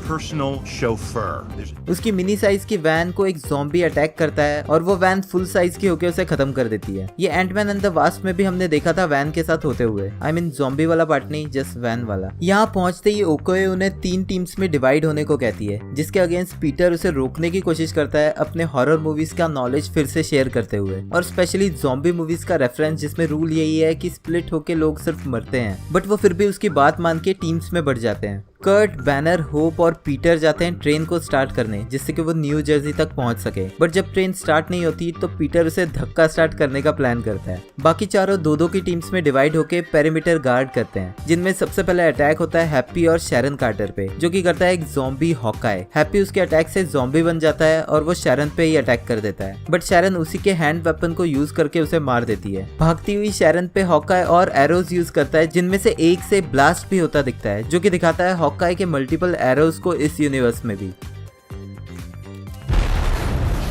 यहाँ ओकोए और बकी पे अटैक करता है ज़ॉम्बी फाल्कन, जो कि बकी को ऑलमोस्ट मारने वाला होता है, बट ओकोए उसे बीच से ही चीर देती है और बकी से सॉरी कहती है उसके दोस्त को मारने के लिए, बट बकी उस पर ज्यादा कुछ रिएक्शन नहीं देता। हमारे यूनिवर्स में जहाँ बकी और सैम फ्रेंड्स बने थे सिविल वॉर की ड्यूरेशन और उसके बाद फाल्कन एंड विंटर सोल्जर के टाइमलाइन में, वो ना होने की वजह से बकी का सैम से कोई इमोशनल कनेक्शन नहीं दिखता है। दूसरी तरफ पीटर अपने वेब्स को यूज करता है ब्रेक लगी हुई ट्रेन को खींचने के लिए, ताकि ब्रेक्स रिलीज करके उसे पुश मिले जिससे वो धक्का स्टार्ट हो पाए। ये बिल्कुल स्पाइडरमैन 2 के उस सीन के ऑपोजिट है जिसमें कि उस यूनिवर्स का पीटर ब्रेक फेल हुई ट्रेन को रोकने की कोशिश करता दिखता है अपनी पूरी जान लगा के। अब पीटर के ऐसा करने से ट्रेन शुरू हो जाती है और बाकी सभी उससे निकल जाते हैं, बट ज़ॉम्बी कैप्टन अमेरिका उनका पीछा करते हुए आ जाता है और शैरन कार्टर को ज़ॉम्बी बना देता है। स्टीव से फाइट करने आता है बकी और उसकी फेंकी हुई शील्ड को वैसे ही रोकता है जैसे हमने उनकी फर्स्ट फाइट में देखा था। बकी उसी शील्ड को थ्रो करके स्टीव के 2 टुकड़े कर देता है और उसे कहता है this is the end of line, जो कि रेफरेंस है उनके डायलॉग का जिसे वो कई बार कहते दिखते हैं। ज़ॉम्बी शैरन को होप छोटी होके उसके मुंह से उसकी बॉडी में घुस के फिर बड़ी होके एक्सप्लोड करके मार देती है। ये उस फनी फैन थ्योरी का रेफरेंस हो सकता है जिसमें फैंस एंड गेम में थैनोस को मारने के अजीब अजीब तरीके बता रहे थे, लेकिन इस सब के बीच होप को चोट लग जाती है और उन्हें पता चलता है कि अब वो भी थोड़ी देर बाद ज़ॉम्बी बन जाएगी। पीटर होप को मोटिवेट करता है कि शायद न्यू जर्सी में उन्हें इस वायरस का तोड़ मिल जाए और वो बच सकती है। वो मेंशन करता है अपने पेरेंट्स, टोनी स्टार्क, आंट मे, हैप्पी और अंकल बेन की डेथ के बारे में। ये फर्स्ट टाइम है जब पीटर के अंकल बेन को डायरेक्टली एमसीयू में मेंशन किया गया है। इससे पहले हमें फार फ्रॉम होम में पीटर के बैग पे एक ईस्टर एग के रूप में उसके अंकल के इनिशियल्स दिखे थे, BFP, यानी कि बेंजामिन फ्रैंकलिन पार्कर।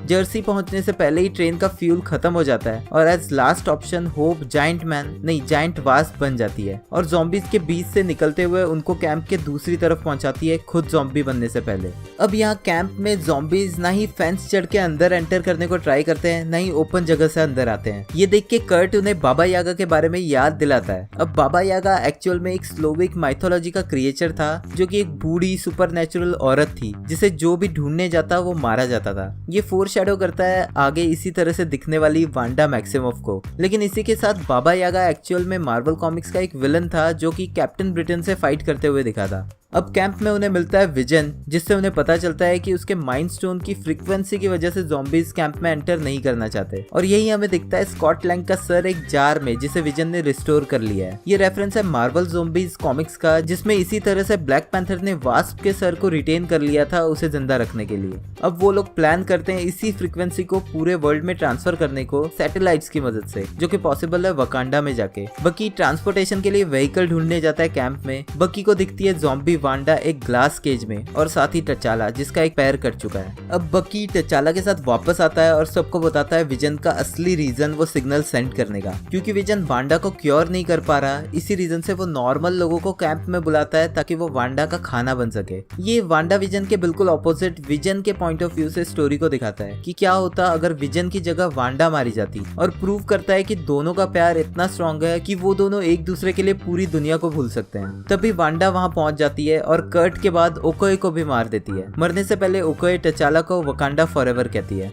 अब विजन को रियलाइज होती है उसकी गलती, और वो उन सबको भागने में हेल्प करता है। जहाँ से बाहर निकलते टाइम स्कॉट के सर को क्लोक ऑफ लेविटेशन हेल्प करता है, और निकलते निकलते स्कॉट कहता है विंगार्डियम लेवियोसा। अगर आप हैरी पॉटर मूवीज के फैन हैं तो आपको पता होगा कि ये एक स्पेल है जिससे चीजें हवा में उड़ाई जाती है। Wingardium Leviosa.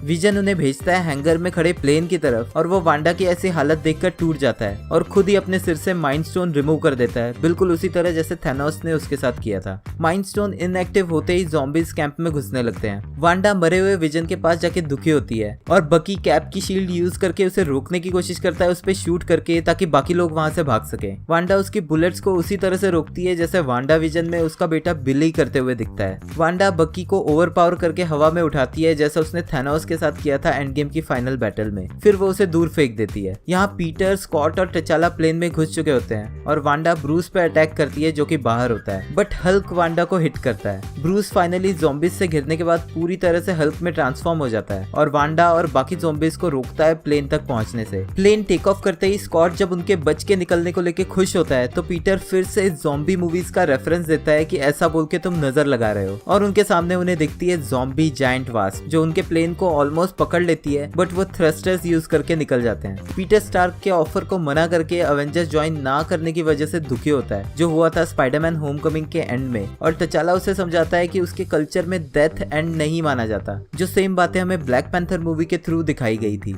स्कॉट पीटर को याद दिलाता है कि सभी अवेंजर्स नहीं मरे हैं, क्योंकि वो अभी भी जिंदा है, और पीटर कहता है कि वो बिल्कुल भूल गया था कि स्कॉट यानी कि एंटमैन भी एक अवेंजर है, जो हमें याद दिलाता है उस मोमेंट का जब बच्चे हल्क के साथ फोटो खिंचवाते हैं बट एंटमैन को पहचानते ही नहीं है। अब ये तीनों माइंड स्टोन लेके जाते हैं वकांडा की तरफ दुनिया को बचाने।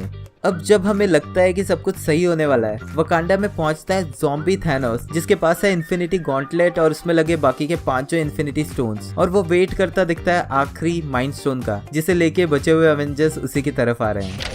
तो एपिसोड शुरू होता है टोनी स्टार्क के कन्वे पे अटैक से, जो एमसीयू टाइमलाइन में सिमिलरली हुआ था। यही वो लोकेशन है जहां अपने जेरिको मिसाइल का डेमो देख के टोनी वापस जा रहा होता है, और 10 रिंग्स के लोग टोनी को इंजर्ड होने के बाद किडनैप कर लेते हैं। अब वो चेंज ऑफ चॉइस, जिससे कि इस रियलिटी में सब कुछ चेंज हो जाएगा, उसे दिखाने से पहले वॉचर हमें एमसीयू टाइमलाइन की इवेंट से एक रन थ्रू करवाता है कि कैसे यहाँ पकड़े जाने के बाद ही टोनी ने अपना first iron man suit create किया और रियलाइज किया कि वर्ल्ड को एक सुपर हीरो की जरूरत है, जिसके बाद उसने अवेंजर्स ज्वाइन करके लोगों को बचाया, और साथ ही जरूरत पड़ने पर फाइनली अवेंजर्स एंड गेम की इवेंट्स में स्नैप करके थैनोस और उसकी आर्मी को खत्म किया। बट यहाँ स्टोरी में ट्विस्ट होता है, क्योंकि किलमॉन्गर टोनी को 10 रिंग्स के अटैक से बचा लेता है, और क्योंकि टोनी के साथ वो इवेंट्स नहीं होते, जिस वजह से उसका एटीट्यूड चेंज नहीं होता, लेकिन उसी की जगह एक विलन यानी कि किलमॉन्गर को चांस मिलता है एक हीरो बनने का।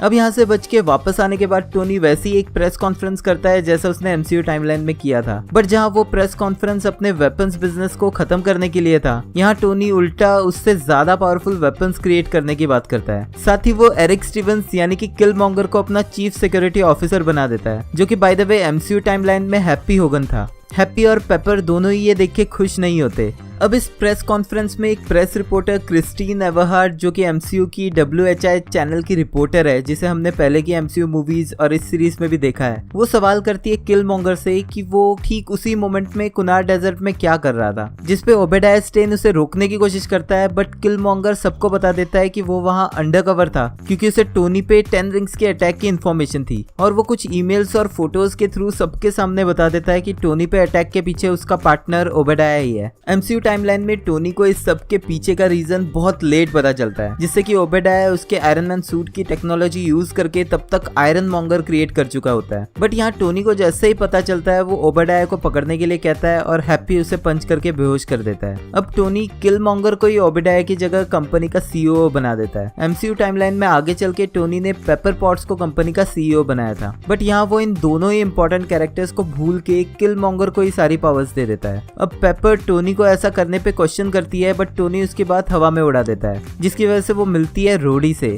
MCU टाइमलाइन में रोडी के पास फ्यूचर में वॉर मशीन का सूट तभी मिल पाया था जब टोनी ने आयरन मैन सूट क्रिएट किया था। तो अब इस टाइमलाइन में रोडी एक नॉर्मल आर्मी ऑफिसर ही रह जाता है, जो कि रीजन बनता है आगे चल के उसके आसानी से मरने का भी। अब टोनी किलमॉन्गर को अपने गैराज में ले जाता है, जहां वो उसके जेरिको मिसाइल से बने वेपन्स का डेमो देखता है। टोनी के उसके फादर के बारे में पूछने पे वो कहता है कि उसका फादर गैंग वॉर में मारा गया था। MCU टाइमलाइन में किलमॉन्गर के फादर को मारा था टचाका ने, क्योंकि वो वकांडा के वेपन्स गलत लोगों को दे रहा था। बट यहाँ टोनी उसकी झूठी स्टोरी सुन के रिलेट करता है, क्योंकि उसका फादर भी बचपन में मारा गया था। किलमॉन्गर टोनी को अपने MIT थीसिस प्रोजेक्ट लिबरेटर के बारे में बताता है, जिससे कि वो ऑटोमेटेड कॉम्बैट ड्रोन्स बनाना चाहता है। ये ड्रोन्स सिमिलर है MCU टाइमलाइन में हैमर इंडस्ट्री के ड्रोन्स के, जो क्रिएट किए गए थे आर्मी के यूज के लिए। लेकिन क्योंकि किलमॉन्गर एनिमे फैन है, वो इनका लेआउट गंडम जैसा रखता है। जापानीज एनिमे में जायंट रोबोट है इसी नाम का, जो कि किलमॉन्गर के कॉम्बैट ड्रोन्स के काफी सिमिलर दिखता है। अब टोनी और किलमॉन्गर दोनों ही इस प्रोजेक्ट पे लगते हैं सिमिलरली जैसे ब्रूस और टोनी काम कर रहे थे एज ऑफ अल्ट्रॉन में। टोनी प्लान करता है जार्विस का AI इन सूट्स में डालने का, जो कि उसने एज ऑफ अल्ट्रॉन की स्टार्टिंग में बनाए गए आयरन लीजन आर्मी के साथ भी किया था, जिससे कि जार्विस इन ड्रोन्स को कंट्रोल कर सके। ड्रोन्स को कॉम्बैट ट्रेनिंग के लिए किलमॉन्गर उनको खुद शैडो फाइट करवाता है। ये सीन सिमिलर दिखता है रियल स्टील मूवी से, जहाँ चार्ली बॉक्सिंग रोबोट एटम को ऐसे ही ट्रेन करते हुए दिखा है।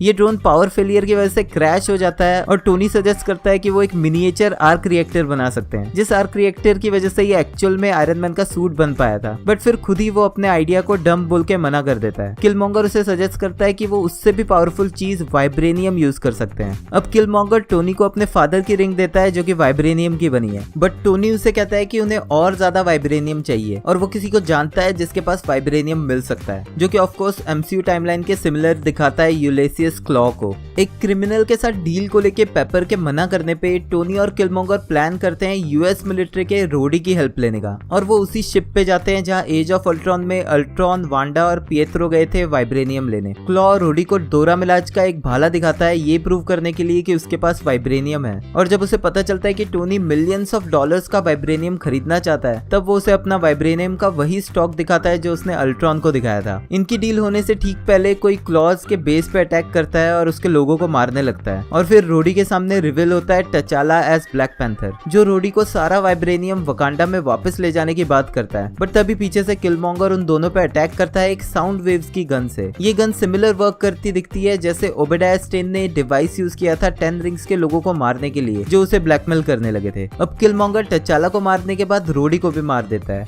और हमें पता चलता है कि क्लॉ और किलमॉन्गर दोनों ही मिले हुए थे जिन्होंने प्लान करके टचाला को मारा है। रोडी और टचाला दोनों की बॉडीज पहुंचती है वापस उनकी फैमिलीज के पास, और उनके लिए फ्यूनरल्स होते हैं। यही हमें किंग टचाका, क्वीन रामोंडा और शूरी दिखती है, और क्योंकि ये आयरन मैन के ड्यूरेशन की इवेंट्स हैं, यानी कि ऑलमोस्ट 2008 की, तो शूरी एक यंग 9-10 साल की लड़की की एज में दिखती है। किंग टचाका यूनाइटेड नेशंस की मीटिंग में अनाउंस करता है उसके बेटे की डेथ के पीछे का असली रीजन US आर्मी और टोनी स्टार्क। किलमॉन्गर टोनी स्टार्क को डोरा मिलाज का स्पीयर लाके देता है, ये कह के कि उन्हें बदला लेना चाहिए रोडी की मौत का। बट जार्विस की वजह से टोनी को ऑलरेडी पता चल चुका होता है कि किलमॉन्गर ने ही रोडी और टचाला को मारा है। टोनी एक कॉम्बैट ड्रोन यूज करके किलमॉन्गर पे ही अटैक करवाता है, पर ऐसा करने से पहले वो अपने रूम्स के विंडोज मेटल गेट्स के थ्रू क्लोज करता है, जैसा उसने एंड गेम में हल्क के स्नैप से पहले किया था। कॉम्बैट ड्रोन किलमॉन्गर को हिट जरूर करता है, बट उसके स्पीयर और फाइटिंग स्किल्स की मदद से वो ड्रोन को डिस्ट्रॉय करके टोनी स्टार्क को भी मार देता है, और डोरा मिलाज का भाला वहीं छोड़ के ऐसे दिखाता है कि वकांडा के लोगों ने टोनी को मारा है। पेपर किलमॉन्गर पे ट्रस्ट नहीं करती और जब वो जनरल रॉस को वकांडा पे अटैक करने के लिए भड़काता है तो वो उसके अगेंस्ट जाती है, but general Ross patriot act use करके स्टार्क इंडस्ट्रीज का कंट्रोल ले लेता है। पेट्रियट एक्ट एक्चुअल में यूएसए का एक रियल एक्ट है जिसके अंडर गवर्नमेंट किसी को भी टेररिज्म के केस में अंदर कर सकती है फर्दर इंक्वायरी होने तक। तो वकांडा के टोनी और रोडी को मारने को एज अ टेररिज्म एंगल देके जनरल रॉस वकांडा पे अटैक करवाने के लिए किलमॉन्गर के साथ मिलके कॉम्बैट ड्रोन्स बनवाने लगता है स्टार्क इंडस्ट्री में। अब इन ड्रोन्स की आर्मी को लेके किलमॉन्गर पहुंचता है अफ्रीका, जहाँ क्लॉ के उसे वकांडा की बॉर्डर तक ले जाने के बाद वो क्लॉ को भी मार देता है, यानी कि जो उसने एमसीयू टाइमलाइन में किया था वही फिर से होता है। सिमिलरली वो क्लॉ की बॉडी को ले जाता है वकांडा के अंदर और उन्हें बताता है कि उसने टचाला के किलर को मार दिया है, और वो अपने होठों वाला टैटू भी दिखाता है जो हमने एमसीयू टाइमलाइन में भी देखा था, जिससे प्रूव होता है कि वो अंजोबू का बेटा है। अब किलमॉन्गर यहाँ टचाका से मिलके उसे यूएस गवर्नमेंट के वकांडा के अटैक वाले प्लान के बारे में बता देता है, यानी कि वो अटैक जो उसी ने खुद प्लान करवाया है। किलमॉन्गर के प्लान के साथ जाते हुए उन कॉम्बैट ड्रोन्स को वकांडा की फोर्स शील्ड से अंदर घुसने दिया जाता है और जार्विस से उनका कनेक्शन टूटते ही किलमॉन्गर खुद उन ड्रोन्स को अपने कंट्रोलर से एक्टिवेट कर देता है और फिर वो डोरा मिलाज के साथ मिलके बैटल रेडी राइनोस पे सवार होके खुद के ही भेजे हुए ड्रोन्स को डिस्ट्रॉय करने में उनकी मदद करता है। इस वॉर के बाद किलमॉन्गर उसी पहाड़ी पे खड़ा दिखता है जहां एमसीयू टाइमलाइन में उसने आखिरी सांस ली थी टचाला के साथ, बट यहाँ टचाका आके उससे बात करता है और किलमॉन्गर अपना वही आइडिया पिच करता है जिसमें वो चाहता है कि ये टेक्नोलॉजी वो बाकी दुनिया के साथ भी शेयर कर सके। किलमॉन्गर को ब्लैक पैंथर बनने के रिचुअल्स के थ्रू उसी हार्ट शेप्ड हर्ब का काढ़ा पिलाया जाता है, जिससे वो पहुंच जाता है एक स्पिरिट रेल्म में। यहाँ उसे मिलता है टचाला जो उससे पूछता है कि क्या उसे लगता है कि ह्यूमंस की सफरिंग एंड करने का तरीका उन्हें और सफरिंग देखे है, और टचाला उसे वॉर्न भी करता है कि इस तरह मिली हुई पावर का एंड अच्छा नहीं होगा। किलमॉन्गर वही गोल्डन ब्लैक पैंथर सूट पहने दिखता है जो उसने एमसीयू टाइमलाइन में पहना था। यहाँ दूसरी तरफ स्टार्क इंडस्ट्री में जनरल रॉस ऑर्डर देता है सभी जेरिको मिसाइल्स को वकांडा पे टारगेट करने का, और पेपर उसे रोकने की कोशिश करती है जो नाकाम हो जाती है। फिर पेपर के ऑफिस में उसे मिलती है शूरी जिसे देख के वो चौंक जाती है, बट शूरी उसे दिखाती है कुछ इन्फो और फोटोज जिसमें किलमॉन्गर दिखता है गन के साथ। पेपर रियलाइज करती है कि टचाला और टोनी दोनों को ही किलमॉन्गर ने मारा है और वो शूरी से पूछती है कि उसे ये डिटेल्स कैसे मिली, जो बात शूरी ये कह के टाल देती है कि स्टार्क जीनियस था बट वो अकेला ही जीनियस नहीं था, जो मुझे याद दिलाता है रॉकेट का वो डायलॉग जो उसने टोनी को कहा था अवेंजर्स एंड गेम में। Ratchet, how's it going? It's Rocket. Take it easy. You're only a genius on Earth, pal. और क्योंकि वकांडा में अभी भी ड्रोन्स के मलबे पड़े हैं तो हो सकता है कि शूरी ने इन्हीं से हैक करके पता लगाई हो ये इन्फॉर्मेशन। अब वो दोनों प्लान करते हैं मिलके किलमॉन्गर और जनरल रॉस को रोकने का, और वॉचर का वॉइस ओवर कहता है कि heroes are never really gone and they live forever, जो कि इस एपिसोड के क्लाइमैक्स के साथ साथ एक इनडायरेक्ट ट्रिब्यूट है चैडविक बोसमैन को, जो कि ऑफ कोर्स हमारे बीच नहीं है बट एक लेगेसी जरूर छोड़ गए हैं। एपिसोड शुरू होता है डॉक्टर जेन फॉस्टर और डार्सी के साथ जो डेजर्ट के बीच पोर्टल के खुलने का वेट करते दिखते हैं। ये सिमिलर है थॉर की इवेंट्स की तरह, बस यहाँ डॉक्टर एरिक सेल्विग नहीं दिखता, और जब डार्सी को सिग्नल्स दिखते हैं ऐसा होने के, जेन शील्ड और गवर्नमेंट दोनों को कांटेक्ट करती है बट कोई भी उसे जवाब नहीं देता। जेन उन्हें बताने की कोशिश करती है कि कैसे 2 साल पहले एक अल्फा स्टार इक्रस पे इसी तरह की इवेंट्स के बाद वो स्टार खत्म हो गया था, बट कुछ ही देर में बाइफ्रॉस्ट ओपन होता है और उनके ऊपर से निकलते हुए कोई लैंड होता है लास वेगस नेवाडा में। अब लास वेगस पहुंचता है थॉर अपने फ्रेंड्स के साथ, और ये हमारी टाइमलाइन वाले सीरियस थॉर से अलग पार्टी थॉर है जो कि अपनी लाइफ और चीजों को लेके ज्यादा सीरियस नहीं है, और ऐसा होने का रीजन है इस यूनिवर्स का वो नेक्सस इवेंट जहां ओडिन योतनहाइम की फाइट के बाद लोकी को अपने साथ ले जाने की जगह वहीं फ्रॉस्ट जायंट्स के पास छोड़ जाता है, जो रीजन बना थॉर के एज अ सिंगल चाइल्ड बड़े होने का, जिस वजह से बिना किसी कंपैरिजन के उसका बिहेवियर और नेचर बहुत ही अलग हो गया। यानी कि जहां लोकी के टीवीए पहुंचने में जो फिल्म मोबियस उसे दिखाता है, उसे बताता है कि कैसे उसका इस यूनिवर्स में सिर्फ एक ही काम था, और वो था बुरा बन के एक ऐसी सिचुएशन क्रिएट करना जिससे कि बाकी लोग मोटिवेट हो और सुपर हीरोज और अवेंजर्स फॉर्म हो सके। वही फैक्ट इस एपिसोड में दिखाया गया है, लेकिन ऑफ कोर्स लोकी भी हमें इस एपिसोड में आगे दिखता है एक फ्रॉस्ट जायंट के रूप में, जो कि रेफरेंस है लोकी सीरीज में ही दिखाए गए उसके वेरिएंट की तरह।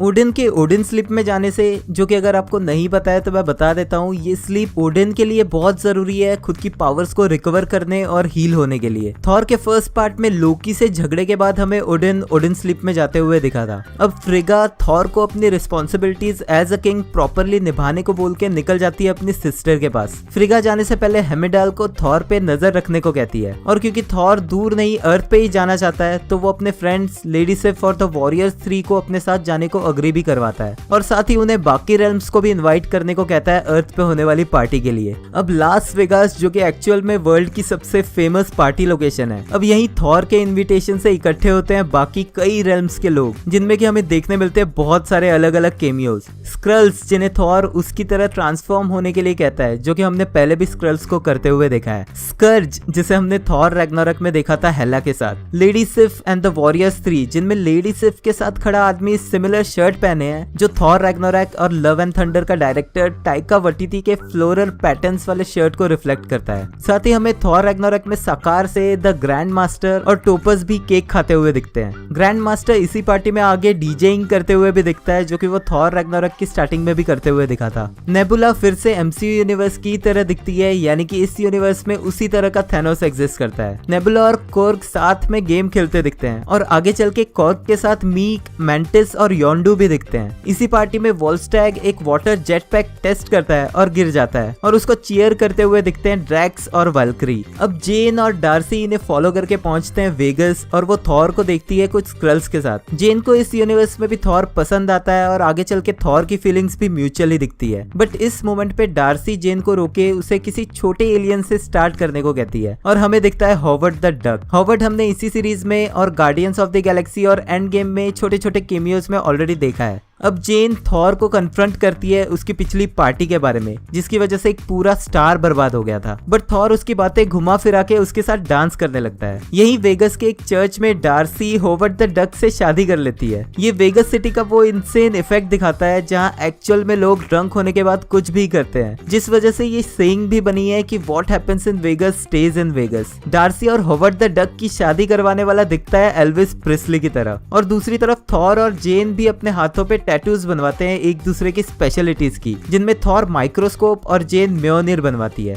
इसी टैटू पार्लर पे नंबर 270 दिखता है, जो रेफरेंस है द माइटी थॉर कॉमिक्स का, जिससे थॉर मार्वल कॉमिक्स में इंट्रोड्यूस हुआ था। अब वो सभी लोग पार्टी करके पूरी तरह ड्रंक हो जाते हैं, और नेक्स्ट डे सुबह सुबह सोते दिखते हैं। यहीं उसे अननोन नंबर से कॉल्स आते हैं, और हंगओवर जेन उठ के सबकी हालत देख के डर जाती है। यहाँ थॉर सिर्फ और वॉरियर 3 के अलावा हमें रॉकेट भी सोते हुए दिखता है। अब जेन जैसे तैसे दरवाजे तक पहुंचती है, और रमलो उसे मिलवाता है शील्ड की एक्टिंग डायरेक्टर मारिया हिल से। अब मारिया हिल शील्ड की डायरेक्टर क्यों बनी है, इसका रीजन बहुत फनी तरीके से दिखाया गया है। पिछली रात जब थॉर को रोकने निक फ्यूरी वहां जाता है, तो कॉर्ग फाउंटेन में कैनन बॉल करके कूदने के चक्कर में उसको ही उड़ा देता है, जिस वजह से निक फ्यूरी इंजर्ड है। अब मारिया हिल जेन और डार्सी को अपने साथ ले जाती है हेली कैरियर पे, जहाँ वो उसे बताती है थॉर के आने के बाद क्या क्या हुआ है। यहीं पर एजेंट कोल्सन भी दिखता है, जो बताता है कि कैसे ये पार्टी एटमॉस्फेयर स्प्रेड हो रहा है, यानी कि इस पार्टी को ऐसे दिखाया गया है जैसे कि ये कोई बीमारी है जो कि पूरी दुनिया में फैल रही है। अब रमलो लेके आता है उनका लास्ट ऑप्शन, एक बॉक्स में बंद पेजर, जो कि ऑफ कोर्स निक फ्यूरी को दिया हुआ पेजर है, जो यूज होगा कैरल डेनवर्स यानी कि कैप्टन मार्वल को बुलाने के लिए। अब थॉर पार्टी करते हुए पहुंच चुका है फ्रांस में, जहां वो एफिल टावर के पास दिखता है सेल्फी लेते हुए सोविन के मेंबर्स के साथ, जिनमें शामिल है आयशा भी, जिसे हमने देखा था guardians of the Galaxy volume 2 में। तभी वहां पहुंचता है लोकी एज अ फ्रॉस्ट जायंट अपने साथियों के साथ, और पहले तो ऐसा लगता है कि ये दोनों लड़ने वाले हैं, बट फिर पता चलता है कि इस यूनिवर्स में अलग होने के बावजूद भी दोनों वैसे ही एक दूसरे को भाई जैसा मानते हैं। तभी यहाँ पहुंचती है कैप्टन मार्वल, और वो थॉर को ये पार्टी स्टॉप करने के लिए कहती है, बट थॉर म्योनिर लेके उससे फाइट करता है। थॉर की म्योनिर हिट से कैप्टन मार्वल पहुंच जाती है यूनाइटेड किंगडम में, जहां वो ऑलमोस्ट स्टोनहेंज मॉन्यूमेंट को हिट कर देती है, बट वो उसे टूटने से बचा लेती है। बट थॉर वहां पर आके जानबूझ के मॉन्यूमेंट गिरा देता है। फिर थॉर के म्योनिर अटैक्स को कैप्टन मार्वल अपनी एबिलिटीज के थ्रू एब्जॉर्ब करने लगती है, और उसे वापस हिट करके यूनाइटेड स्टेट्स में फेंक देती है। इसी ड्यूरेशन में वो लोग अलग अलग कंट्रीज के ऊपर से ट्रेवल करते हुए जाते हैं, जिनमें से एक ट्रॉपिकल आइलैंड दिखता है, जो कि एक रेफरेंस हो सकता है तहीती का, जहां एजेंट्स ऑफ शील्ड में एजेंट कोल्सन की फेक मेमोरीज उसे ले जाती दिखी थी।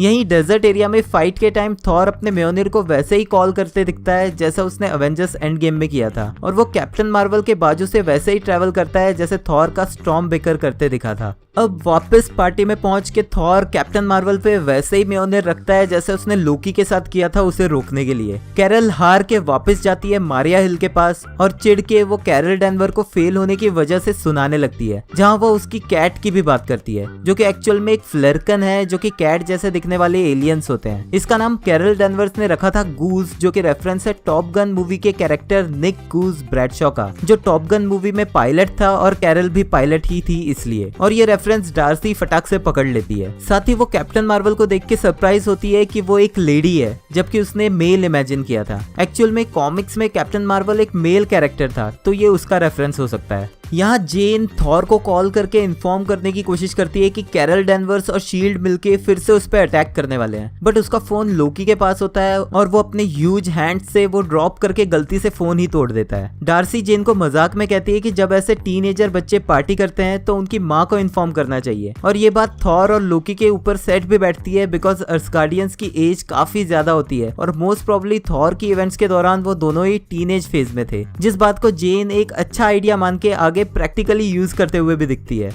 यहाँ न्यूयॉर्क में हमें दिखता है थॉर रैग्नारोक वाला सर्टर जो स्टैचू ऑफ लिबर्टी के साथ फ्लर्ट करते हुए दिखता है। साथ ही लोकी और उसके friends casket of ancient winters use करके माउंट रशमोर के प्रेसिडेंट्स के स्टैचूज पे हॉर्न्स और बियर्ड्स ऐड करने लगते हैं। वहीं ऑस्ट्रेलिया में कुर्ग, मीक, मैंटेल्स, योंडू और बाकी लोगों को थॉर सिडनी के ओपेरा हाउस से स्लाइड करके दिखाने जाता है, बट इसी बीच से कैप्टन मार्वल उसे अपने साथ ले जाती है साइबेरिया में। यहाँ पर डार्सी का आइडिया यूज करने के लिए जेन डॉक्टर सेल्विक की हेल्प लेती है एक मशीन रेडी करने के लिए जिससे वो हेमिडाल को आवाज लगा सके। हेमिडाल जेन को लाता है असगार्ड पे और वहां से भेजता है उसे फ्रेगा के पास। जेन फ्रेगा को थॉर के अर्थ पे होने की बात बता देती है। यहाँ दूसरी तरफ कैप्टन मार्वल थॉर के साथ फाइट में उसे लास्ट वार्निंग देती है पार्टी रोकने के लिए, और मारिया हिल भी शील्ड के एजेंट्स को न्यूक्लियर बॉम्ब रेडी करने को कहती है। बट ये सब कुछ होने से पहले ही फ्रेगा पोर्टल के थ्रू वीडियो कॉल की तरह थॉर से बात करती है और उसे डांटती है, बट थॉर उससे झूठ बोलता है कि वो अर्थ पे स्टडी करने के लिए आया है और वो खुद चेक कर सकती है। फ्रीगा के आने से पहले थॉर वापस आके सबसे अपील करता है उसका मेस क्लीन करने में उसकी मदद करने के लिए, बट जब कोई भी उसकी हेल्प करने को रेडी नहीं होता तब थॉर ओडिन से वैसे ही हेल्प मांगता है जैसे थॉर रैग्नारोक में उसकी आंख फूटने के बाद उसने किया था। बट यहाँ वो अपनी पावर्स यूज करने की जगह सबको चिल्ला के सच बता देता है कि उसकी माँ फ्रीगा अर्थ पे आ रही है। अब सब लोग फ्रीगा के डर से थॉर की हेल्प करते हैं उनकी सब गलतियों को सही करने में, और इस सब के बीच Thor leaning tower of Pisa को भी सीधा कर देता है। Leaning tower of Pisa 7 wonders of the world का पार्ट रह चुका है इसी वजह से क्योंकि वो 4 डिग्री लीन करता है एक तरफ, बट थॉर इसको भी सीधा कर देता है। फ्रीगा अर्थ पे पहुंच के थॉर को पाती है बाकी लोगों के बीच स्टडी करते हुए, बट वो फिर भी उस पे ट्रस्ट नहीं करती। बट तभी कैप्टन मार्वल वहां आके उसे एक आईपैड देती है जिसमें ह्यूमंस की और इन्फॉर्मेशन है और उसे बचाने की कोशिश करती है। बट जब थॉर म्योनिर को कॉल करता है तो उसके डेकोरेशन से थॉर का झूठ पकड़ा जाता है। जाने से पहले थॉर फिर से जाता है जेन से मिलने और उससे डेट के लिए पूछता है, और वॉचर हमें बताता है कि कुछ कहानियां इनकी ही कहानी की तरह हैप्पी एंडिंग पे भी खत्म होती है। बट तभी थॉर के सामने खुलता है एक पोर्टल और वहां आने लगती है एक आर्मी अल्ट्रॉन बॉट्स की, जिनके बीच में खड़ा दिखता है विजन जो कि अब बन चुका है अल्ट्रॉन। और यही नहीं, उसके पास उसके सिर पे लगे माइंड स्टोन के अलावा है बाकी के सभी इन्फिनिटी स्टोन्स भी। ये अल्ट्रॉन दिखता है कॉमिक्स एक्यूरेट अल्ट्रॉन की तरह जिसे अनाइलेशन कॉन्क्वेस्ट कॉमिक्स में ऐसे ही टोटल कंट्रोल करते हुए दिखाया गया था। एपिसोड शुरू होता है क्लिंट बार्टन और नताशा रोमानोफ के साथ जो फाइट करते दिखते हैं कुछ अल्ट्रॉन बॉट्स से। नताशा बाइक से वैसे ही राइड करती दिखती है जैसे वो एज ऑफ अल्ट्रॉन में दिखी थी, और क्लिंट अपने अवेंजर्स एंड गेम वाले हेयर कट में दिखता है फिर से। इसी फाइट में क्लिंट अल्ट्रॉन बॉट्स से छुपने के लिए एक क्लोकिंग डिवाइस यूज करता है जो कि शायद उसी टेक्नोलॉजी से बना है जो शील्ड के हेली कैरियर्स को इनविजिबल बनाने के लिए यूज होती है। बट ये वाइब्स देता है बिल्कुल हैरी पॉटर के क्लोक ऑफ इनविजिबिलिटी की तरह। साथ ही हमें पता चलता है कि क्लिंट का एक हाथ नहीं है और वो एक मैकेनिकल आर्म यूज करता है बकी बार्न्स की तरह, और जिस अर्थ पे वो लोग हैं वो न्यूक्लियर ब्लास्ट की वजह से पूरी तरह से डिस्ट्रॉय हो चुकी है। एक फ्लैशबैक सीन में टोनी स्टार्क का वही डायलॉग जो उसने एज ऑफ अल्ट्रॉन में कहा था विजन को क्रिएट करने से पहले, यानी कि एमसीयू टाइमलाइन के सिमिलरली दिखाया गया है। लेकिन इस यूनिवर्स में अवेंजर्स विजन की बॉडी को अल्ट्रॉन से चुराने में फेल हो जाते हैं, यानी कि अल्ट्रॉन सक्सेसफुल हो जाता है उस विजन को क्रिएट करने में जो कि टोटली अल्ट्रॉन का ही माइंड है, यानी कि उसका मेन गोल है इस अर्थ से पूरी ह्यूमैनिटी को खत्म करना। यहाँ विजन ठीक उसी तरह से आंखें खोलता है जैसे वांडा विजन सीरीज में व्हाइट विजन को दिखाया गया है, और माइंड स्टोन की पावर्स के साथ विजन को रोकना ऑलमोस्ट इम्पॉसिबल हो जाता है। वो जिस सीन में टोनी स्टार्क को मारता है वही हमें थॉर, हल्क और साथ ही कैप्टन अमेरिका और उसकी शील्ड के 2 टुकड़े भी दिखते हैं जो कि टोनी स्टार्क के उस विजन को रेप्लिकेट करता है जो उसने वांडा के मैजिक स्पेल के टाइम देखा था। जहां एमसीयू टाइमलाइन में जार्विस न्यूक्लियर कोड्स को अल्ट्रॉन से छुपाए रखता है, इस यूनिवर्स में ऐसा नहीं होता और अल्ट्रॉन एक न्यूक्लियर वॉर से पूरी अर्थ को ही डिस्ट्रॉय कर देता है। अब थैनोस पहुंचता है अर्थ पे आखिरी इन्फिनिटी स्टोन यानी कि एमसीयू टाइमलाइन में विजन से माइंड स्टोन लेने, जहां उसे अल्ट्रॉन खड़ा दिखता है एवेंजर्स टावर में, जहां एमसीयू टाइमलाइन में वो एक्चुअल में क्रिएट हुआ था। बट अल्ट्रॉन थैनोस को अपने माइंड स्टोन की पावर्स यूज करके बीच से ही चीर देता है। ये सिमिलर दिखाया गया है एमसीयू टाइमलाइन की ही तरह, जहां थॉर के सडन अटैक को थैनोस स्टॉप नहीं कर पाता और स्टॉर्म ब्रेकर उसके चेस्ट पे आके लगता है। बट यहाँ अल्ट्रॉन थैनोस को मार के सभी इन्फिनिटी स्टोन्स ले लेता है और हमें दिखता है एक फुल्ली पावरफुल और इवल अल्ट्रॉन। इन्हीं स्टोन्स की पावर्स से उसे पता चलता है इस यूनिवर्स के बाकी रेल्म्स के बारे में, और इन्फिनिटी स्टोन्स की पावर्स यूज करके अल्ट्रॉन क्रिएट करता है और बड़ी बॉट्स की आर्मी और जाता है अलग अलग प्लैनेट्स और रेल्म्स को डिस्ट्रॉय करने। इन रेल्म्स में वो शुरुआत करता है असगार्ड से, फिर वो जाता है सोवेर्न जहां एक्चुअल में guardians of the Galaxy volume 2 का इंट्रो फाइट सीन था। यहाँ से वो जाता है साकार को डिस्ट्रॉय करने जहां कॉर्ग और ग्रैंड मास्टर भी दिखते हैं, और इवन वो ईगो द लिविंग प्लैनेट को भी टोटली डिस्ट्रॉय कर देता है। लास्ट में ज़ैंडार प्लैनेट पे अटैक करने के टाइम कैप्टन मार्वल उसे रोकने आती है। कैप्टन मार्वल मेंशन करती है स्काईनेट को जो कि टर्मिनेटर मूवी सीरीज में आर्टिफिशियल इंटेलिजेंस था जिसने कि अल्ट्रॉन की तरह अर्थ पे न्यूक्लियर ब्लास्ट करके ह्यूमैनिटी को खत्म करने को ट्राई किया था। कैप्टन मार्वल उसकी पावर्स को अब्सॉर्ब करके उसे खत्म करने वाली होती है, बट अल्ट्रॉन उससे भी ओवर पावर करके खत्म कर देता है। अब अल्ट्रॉन इतना ज्यादा पावरफुल हो जाता है कि वो वॉचर के प्रेजेंस को भी सेंस कर लेता है। वॉचर उसके डर से जाता है अपनी लास्ट उम्मीद के पास जो कि है नताशा और क्लिंट। ये दोनों है केजीबी के डेटाबेस की लाइब्रेरी में और ढूंढते दिखते हैं कोई ऑफलाइन सॉल्यूशन अल्ट्रॉन को हराने का। यही वॉचर भी उन्हें देखता है ऐसा करते हुए। नताशा को यही मिलती है रेड गार्डियन की शील्ड जिसे हमने एमसीयू की ब्लैक विडो मूवी में रिसेंटली देखा था और जो कि ट्रेलर से मैंने अपने फर्स्ट ब्रेकडाउन वीडियो में स्पॉट की थी, जिसको बाय द वे आप यहाँ कार्ड्स पे क्लिक करके देख सकते हो। यहाँ उन्हें मिलती है अर्निब जोला की फाइल जिसे हमने कैप्टन अमेरिका में रेड स्कल के साथ काम करते हुए देखा है। यहीं से ये दोनों पहुंचते हैं साइबेरिया, उसी लोकेशन पे जहां सिविल वॉर्स की क्लाइमैक्स फाइट हुई थी। यहाँ एक कंप्यूटर के थ्रू वो ऑन करते हैं अर्निब जोला के कंप्यूटराइज ब्रेन को और उसके इंट्रोडक्शन को नताशा बीच में ही ब्रेक करती है ये कह के कि वो ऑलरेडी उसके बारे में जानती है। लास्ट टाइम एमसीयू टाइमलाइन में विंटर सोल्जर की इवेंट्स के दौरान स्टीव और नताशा मिले थे इसी कंप्यूटराइज जोला से। वो उसके लास्ट कंप्यूटराइज मेमोरी को थ्रेटन करते हैं और उसकी हेल्प मांगते हैं अल्ट्रॉन को खत्म करने के लिए। वो दोनों प्लान करते हैं जोला के कंप्यूटराइज ब्रेन को अल्ट्रॉन के बॉट्स के थ्रू ट्रांसफर करके उसे खत्म करने का। जोला के प्रोग्राम को क्लिंट बार्टन एक एरो के थ्रू डाउनलोड करता है। ऐसे ही सिमिलर एरो से उसने लोकी के कंट्रोल में होने के टाइम शील्ड के हेली कैरियर पे अटैक किया था।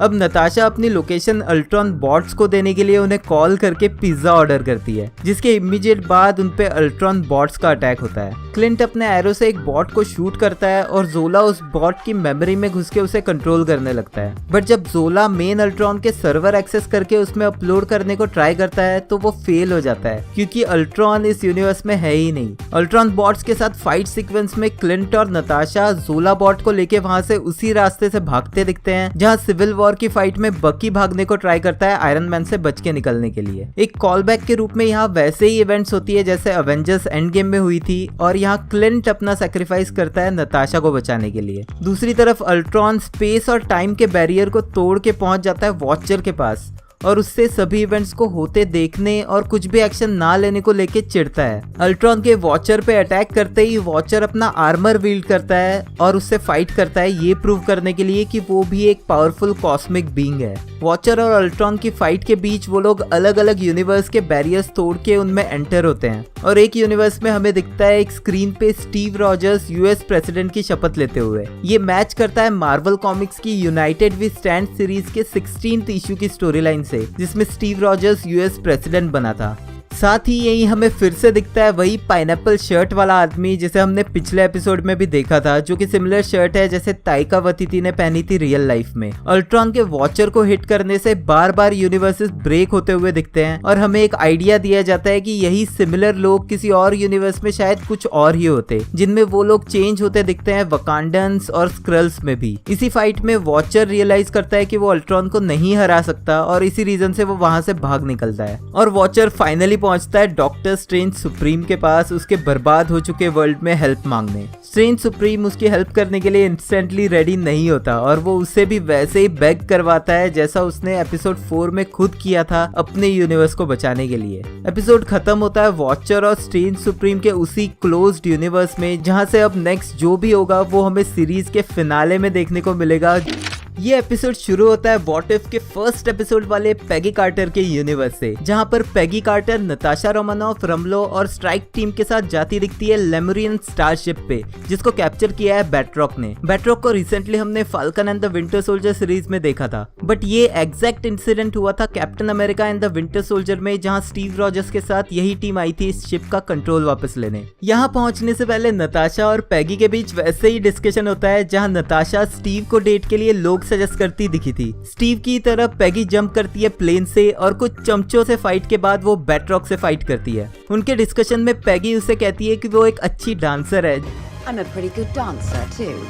जो कि ऑफ कोर्स वो होगी बिकॉज वो स्टीव को डांस के लिए पूछती है एमसीयू टाइमलाइन में। उनकी फाइट के बीच में ही वॉचर वहां पहुंचता है और पैगी को बताता है कि वो चूज हुई है किसी इंपॉर्टेंट चीज के लिए। वॉचर पैगी को the soldier lost in time कह के बुलाता है, जो कि एज ऑफ अल्ट्रॉन में अल्ट्रॉन स्टीव को बुलाते दिखा था। फिर वॉचर जाता है एपिसोड 2 के टचाला स्टार लॉर्ड के यूनिवर्स में, जिस एपिसोड के एंड में ईगो अपने बेटे पीटर क्विल की पावर छीन के फुल्ली पावरफुल हो रहा था। यहाँ टचाला आके ईगो पे अटैक करके पीटर क्विल को बचा लेता है और वॉचर वहीं से टचाला को भी अपने साथ ले जाता है। नेक्स्ट सीन में वॉचर पहुंचता है एक न्यू यूनिवर्स में, जहां हमें दिखता है टोनी स्टार्क एक मॉडिफाइड हल्क बस्टर सूट में, जिसे हमने फर्स्ट टाइम देखा था एज ऑफ अल्ट्रॉन में। उसके साथ दिखती है गमोरा, जो कि एंड गेम वाले थैनोस के सूट में है। वो दोनों ही है निडाविलिर प्लेनेट पे, जहां E3 के साथ मिलके वो उरू मेटल से बना थैनोस का गॉन्टलेट डिस्ट्रॉय करते हैं। टोनी स्टार्क यहाँ भी एक सूट ऑफ आर्मर बनाने की बात करता है, How do we put a suit of armor? But MCU timeline में जहां वो ये आर्मर अर्थ के अराउंड बनाना चाहता था, वहीं अब वो इसे पूरे यूनिवर्स को प्रोटेक्ट करने के लिए बनाना चाहता है। वॉचर यहाँ पहुंच के उन्हें एक थ्रेट के बारे में बताता है और टोनी के फाइट में जाने के लिए रेडी होने के बावजूद वो उसे मना कर देता है, ये कह के कि गमोरा सिलेक्ट हुई है इस फाइट के लिए। साथ ही वॉचर के थ्रू हमें पता चलता है कि गमोरा ने ही साकार प्लेनेट पे बच के थैनोस को खत्म कर दिया। यहाँ एपिसोड 6 वाले किलमोंगर के यूनिवर्स में शूरी और पेपर डोरा मिलाज के कुछ फाइटर्स के साथ मिलके वकांडा में अटैक के लिए आते हैं, जहां वो किलमोंगर से फाइट करके टोनी और टचाला की मौत का बदला लेना चाहते हैं। बट वॉचर उनसे पहले किलमोंगर तक पहुंच जाता है और उसे अपने साथ रिक्रूट करके ले जाता है। और फाइनली 8th एपिसोड के पार्टी थॉर के यूनिवर्स में अर्थ पे आए हुए अल्ट्रॉन बॉट से फाइट करते दिखता है थॉर खुद। वॉचर के उसे रिक्रूट करने की बात ठीक से ना सुनने पर वॉचर उसे खुद उठा के अपने साथ ले जाता है, जो फिर से ये बात प्रूव करता है कि वॉचर कितना ज्यादा पावरफुल है। ये सभी लोग इकट्ठे होते हैं एक पब में, जहां स्टीव की फोटो देख के पैगी कार्टर उस जगह को पहचान लेती है। ये वही पब है जहां कैप्टन अमेरिका को पैगी कार्टर मिलने आती है उसके फर्स्ट सक्सेसफुल मिशन के बाद। डॉक्टर स्ट्रेंज सुप्रीम उन सबको बताता है कि ये उसका आइडिया था, जिससे कि उन्हें एक फेमिलियर लोकेशन मिले इस तरह एब्डक्ट होने के बाद। यहाँ थॉर डॉक्टर स्ट्रेंज से बियर मांगता है, जो थॉर और डॉक्टर स्ट्रेंज की फर्स्ट मीटिंग की याद दिलाता है। इस न्यू टीम को वॉचर बुलाता है guardians of the multiverse. You are the guardians of the multiverse.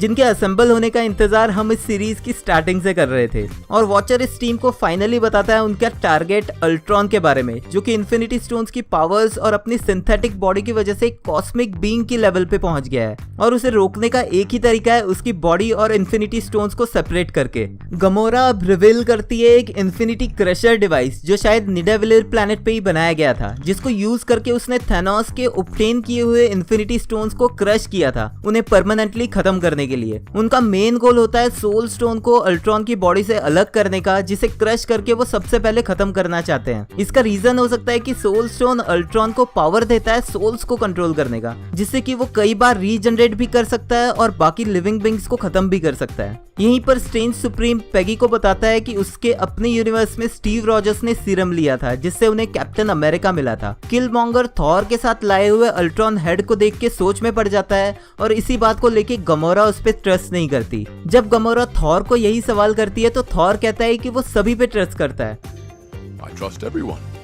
शायद ये पार्टी थॉर उसकी लाइफ में लोकी के ना होने की वजह से कभी धोखे से गुजरा ही नहीं है, जो रीजन है उसका सभी पे ट्रस्ट करने का। डॉक्टर स्ट्रेंज अगले दिन फाइट शुरू करने से पहले सभी को ड्रिंक्स पास करता है और वो लोग टोस्ट करते हैं, जिसके बीच में थॉर म्योनिर की पावर्स यूज करता है जिससे अट्रैक्ट होके अल्ट्रॉन तभी वहां पहुंच जाता है। फाइट शुरू होने से ठीक पहले स्ट्रेंज सुप्रीम बाकी सभी पे वही प्रोटेक्शन स्पेल यूज करता है जिसे एपिसोड 4 में हमने वोंग को डॉक्टर स्ट्रेंज पे यूज करते देखा था। वॉचर एक पोर्टल ओपन करता है और प्लान के मुताबिक गमोरा और किलमॉन्गर वहां से निकल जाते हैं। थॉर अल्ट्रॉन पे म्योनिर से अटैक करता है और स्ट्रेंज सुप्रीम अपना magic spell images of icon use करके म्योनिर के कई डुप्लीकेट्स क्रिएट कर देता है, जिससे कि मल्टीपल म्योनिर्स अल्ट्रॉन पे अटैक करने लगते हैं। अल्ट्रॉन के डिस्ट्रैक्शन का फायदा उठाते हुए कैप्टन कार्टर और टिचाला स्टार-लॉर्ड उस पे अटैक करते हैं और उससे सोल स्टोन निकाल लेते हैं। सोल स्टोन मिलते ही वो सभी एक पोर्टल से निकलने लगते हैं और अल्ट्रॉन को थोड़ी देर ट्रैप करने के लिए स्ट्रेंज सुप्रीम एक और पोर्टल के थ्रू एपिसोड 5 के यूनिवर्स से ज़ॉम्बीज ले आता है। इन्हीं ज़ॉम्बीज के साथ आती है ज़ॉम्बी वांडा भी। पहले तो वांडा अल्ट्रॉन से फाइट करती है, बट जब उसे रियलाइज होता है कि अल्ट्रॉन एक्चुअल में विजन ही है तो वो उस अटैक को रोक देती है और अल्ट्रॉन उसे भी खत्म कर देता है। और मेरे लास्ट ब्रेकडाउन के हिसाब से जो मैंने गेस किया था कि फाइनल अल्ट्रॉन बैटल के लिए सभी लोग पहुंचते हैं उसी यूनिवर्स में जहां ये इन्फिनिटी अल्ट्रॉन एक्चुअल में क्रिएट हुआ था। यहाँ नताशा रोमानोव जो कि पॉसिबली आखिरी ह्यूमन जिंदा रहेगी इस प्लेनेट पे, वो उनसे सोल स्टोन लेके फाइट के लिए रेडी होती है, बट पेगी कार्टर अपने यूनिवर्स की नताशा रोमानोव के कुछ सीक्रेट्स उसे बता के कन्विंस कर लेती है उन सब का साथ देने के लिए। अब अल्ट्रॉन के यहाँ पहुंचते ही एक मेगा फाइट शुरू होती है जो कि फील देती है बिल्कुल इन्फिनिटी वॉर्स वाली टाइटन प्लेनेट की बैटल की। सभी गार्डियंस ऑफ द मल्टीवर्स उसी तरह से पोज करते हैं जैसे 2012 के न्यूयॉर्क में अवेंजर्स पहली बार असेंबल हुए थे। बस यहाँ थॉर और ब्लैक विडो के अलावा बाकी सभी कैरेक्टर्स चेंज हो चुके हैं। इसी फाइट में वो सोल स्टोन को अल्ट्रॉन से दूर रखने में ऑलमोस्ट सक्सेसफुल रहते हैं, but Ultron time stone use करके सोल स्टोन फिर से ले लेता है और उसे यूज करने ही वाला होता है कि फाइनली स्ट्रेंज सुप्रीम अपनी डार्क एनर्जी यूज करके शुमा गौरत की तरह टेंटिकल्स से उसे पकड़ लेता है। फिर वो अपने यूनिवर्स का टाइम स्टोन यूज करता है अल्ट्रॉन को ट्रैप करने के लिए। और फिर से इन्फिनिटी वॉर्स के उसी सीन की तरह जिसमें हमें थैनोस कैप्चर दिखा था जब सब मिलके उसके हाथ से गॉन्टलेट निकालने को देख रहे थे, वैसे ही एक सीन दिखता है अल्ट्रॉन के साथ। गमोरा अपने infinity stone crusher device use करती है अल्ट्रॉन के सभी स्टोन्स को रिमूव करके उन्हें क्रश करने के लिए, और जैसे ही हमें लगता है कि अब सब खत्म हो गया तो पता चलता है कि जो डिवाइस गमोरा के पास है वो सिर्फ उसी के यूनिवर्स के स्टोन्स को डिस्ट्रॉय कर सकता है। Designed to destroy the stones on my world, not his. Ultron सभी स्टोन्स यूज करके उन पे फिर से अटैक करता है और इस बार सभी हर्ट भी होने लगते हैं, बट फिर नताशा को दिखता है क्लिंट बार्टन का वो एरो जिसमें कि पिछले एपिसोड में उन्होंने मिलके जोला का एल्गोरिदम अपलोड किया था। नताशा कैप्टन कार्टर के साथ मिलके अल्ट्रॉन पे अटैक करती है जिसमें उसके शूट किए हुए एरो को अल्ट्रॉन की आंख में लगाने के लिए कार्टर सही टाइम पे उस पे जंप करके उसका हेलमेट ओपन कर देती है। जोला का वायरस अल्ट्रॉन की बॉडी पे अपलोड होते ही उन दोनों का एक छोटा सा डिस्कशन होता है जो कि सिमिलर दिखता है जैसे अल्ट्रॉन और जार्विस के बीच एज ऑफ अल्ट्रॉन में डिस्कशन हुआ था। और फाइनली जोला अल्ट्रॉन के एआई को डिस्ट्रॉय कर देता है। अल्ट्रॉन के डिस्ट्रॉय होते ही उसकी बॉडी से सभी इन्फिनिटी स्टोन सेपरेट होते हैं और पहुंचने लगते हैं किलमॉन्गर की तरफ, क्योंकि जो अल्ट्रॉन बॉट का हेड उसके पास होता है उसे यूज करके वो नैनोबॉट्स का कंट्रोल अपने पास ले लेता है। वो बाकी सभी को ऑफर करता है कि अब इन स्टोन्स का यूज करके वो सभी लोग अपने अपने यूनिवर्स को भी सही कर सकते हैं। The Watcher owes us this. With these stones we could fix our worlds. But बाकी लोग उसे ऐसा करने से मना करने लगते हैं। तभी जोला भी विजन की बॉडी को यूज करके इन्फिनिटी स्टोन्स के लिए फाइट करने लगता है और जब स्टोन्स किलमॉन्गर की बॉडी से दूर जाते हैं उसी इंस्टेंट पे स्ट्रेंज सुप्रीम रियलाइज करता है कि उनका इस फाइट में आने का मेन कारण ये फाइट जीतना नहीं था बल्कि स्टोन्स को सेपरेट करना था। स्ट्रेंज सुप्रीम अपने यूनिवर्स जिसे उसने पूरी तरह से डिस्ट्रॉय कर दिया था वैसे ही एक पॉकेट डायमेंशन क्रिएट करता है किलमॉन्गर और जोला बॉट के अराउंड और उन्हें परमानेंटली इसी में ट्रैप कर देता है। वॉचर स्ट्रेंज सुप्रीम को बताता है कि कैसे इस पॉकेट डायमेंशन को सेफ रखना अब स्ट्रेंज सुप्रीम की रिस्पॉन्सिबिलिटी है। फिर वॉचर सभी हीरोज को उनके इंडिविजुअल यूनिवर्सेस में एग्जैक्ट उसी मोमेंट में ड्रॉप करता है जहां से उन्हें ले जाया गया था। पैगी वॉचर से एक अलग टाइमलाइन में जाने की इच्छा दिखाती है जो कि बिना कहे हम समझ सकते हैं कि वो एक ऐसे यूनिवर्स में जाना चाहती है जहां स्टीव जिंदा है। जो सेम चीज स्टीव रॉजर्स ने की थी एंड गेम की इवेंट्स के बाद इन्फिनिटी स्टोन्स रिटर्न करने के टाइम पास्ट में रुक गई। बट वॉचर पैगी को समझाता है कि उसके यूनिवर्स को उसकी ज्यादा जरूरत है जिस वजह से वो वापस अपनी टाइमलाइन में अपने यूनिवर्स में चली जाती है। ब्लैक विडो अपने डिस्ट्रॉय हो चुके यूनिवर्स को छोड़ के जाने से मना करती है और साथ ही वो वॉचर पे इस बात को लेके चिढ़ती भी है कि वो सिर्फ सभी इवेंट्स को होते हुए देखता रहा जब तक कि अल्ट्रॉन ने सब कुछ डिस्ट्रॉय नहीं कर दिया और वॉचर की वजह से ही वो सभी लोग सफर कर रहे हैं। बट वॉचर उसके मना करने के बावजूद उसे ले जाता है उस यूनिवर्स में जिसमें एपिसोड 3 में हमने सभी एवेंजर्स को मरते हुए देखा था। यहाँ एक हेली कैरियर पे लोकी के आर्मी के साथ लड़ते दिखते हैं कैप्टन अमेरिका और कैप्टन मार्वल और लोकी ऑलमोस्ट निक फ्यूरी को मारने वाला होता है बट नताशा फाइनली अग्री करती है इस यूनिवर्स में रहने को और लोकी को हिट करके उसका सेप्टर उठा लेती है और लोकी को ही माइंड कंट्रोल कर देती है जिससे कि निक फ्यूरी बच जाता है। ये रेप्लिकेट करता है अवेंजर्स की फर्स्ट फाइट के क्लाइमैक्स सीन को जहां लोकी का सेप्टर यूज करके नताशा पोर्टल क्लोज करती है जिससे वो फाइट एंड होती है। अब वॉचर के वॉइस ओवर के साथ हमें देखने मिलते हैं बाकी सभी यूनिवर्सेस में आगे हो रही कुछ इवेंट्स जिनमें टचाला स्टार लॉर्ड के साथ मिलके फाइट करते दिखता है पीटर क्विल। गमोरा फिर पहुंचती है अपने यूनिवर्स में टोनी स्टार्क की हेल्प करने और थॉर भी फाइनली मिलता है जेन से उसके यूनिवर्स में और एपिसोड खत्म होता है वॉचर के ये कहने से कि वो इस मल्टीवर्स को प्रोटेक्ट करता रहेगा एंड तक। And I will protect it to the end. इस सीरीज के 9 एपिसोड्स में पहली बार पोस्ट क्रेडिट सीन था जिसमें हमें दिखता है पैगी कार्टर का यूनिवर्स जहां वो लेमुरियन स्टारशिप पे फाइट करती दिखती है बैट्रॉक से। यहाँ नताशा बैट्रॉक पे विडोज बाइट यूज करके पैगी को बचाती है और उसे ले जाती है वो सीक्रेट दिखाने जिसके लिए हाइड्रा ने इस शिप को कैप्चर किया था। उन्हें एक कंटेनर में दिखता है फर्स्ट एपिसोड में दिखा हुआ हाइड्रा स्टॉम्पर और नताशा बताती है कि उसके अंदर शायद कोई है जो सुन के पैगी कार्टर के चेहरे की खुशी झलकती है क्योंकि उसे भी हमारी तरह पता है कि हाइड्रा स्टॉम्पर के अंदर आखिर कौन है। Thank you so much for watching till the end. I hope आपको ये कंप्लीट सीरीज देखने में मजा आया होगा। अगर हाँ तो please subscribe to super fans Plus. अब लोकी सीजन 2 के कंप्लीट ब्रेकडाउन को देखने के लिए एंड स्क्रीन से ये वीडियो जरूर चेकआउट कर लेना एंड एंड तक देख रहे हो तो वीडियो को लाइक भी कर देना क्योंकि वो एकदम फ्री है। मिलते हैं नेक्स्ट वीडियो में।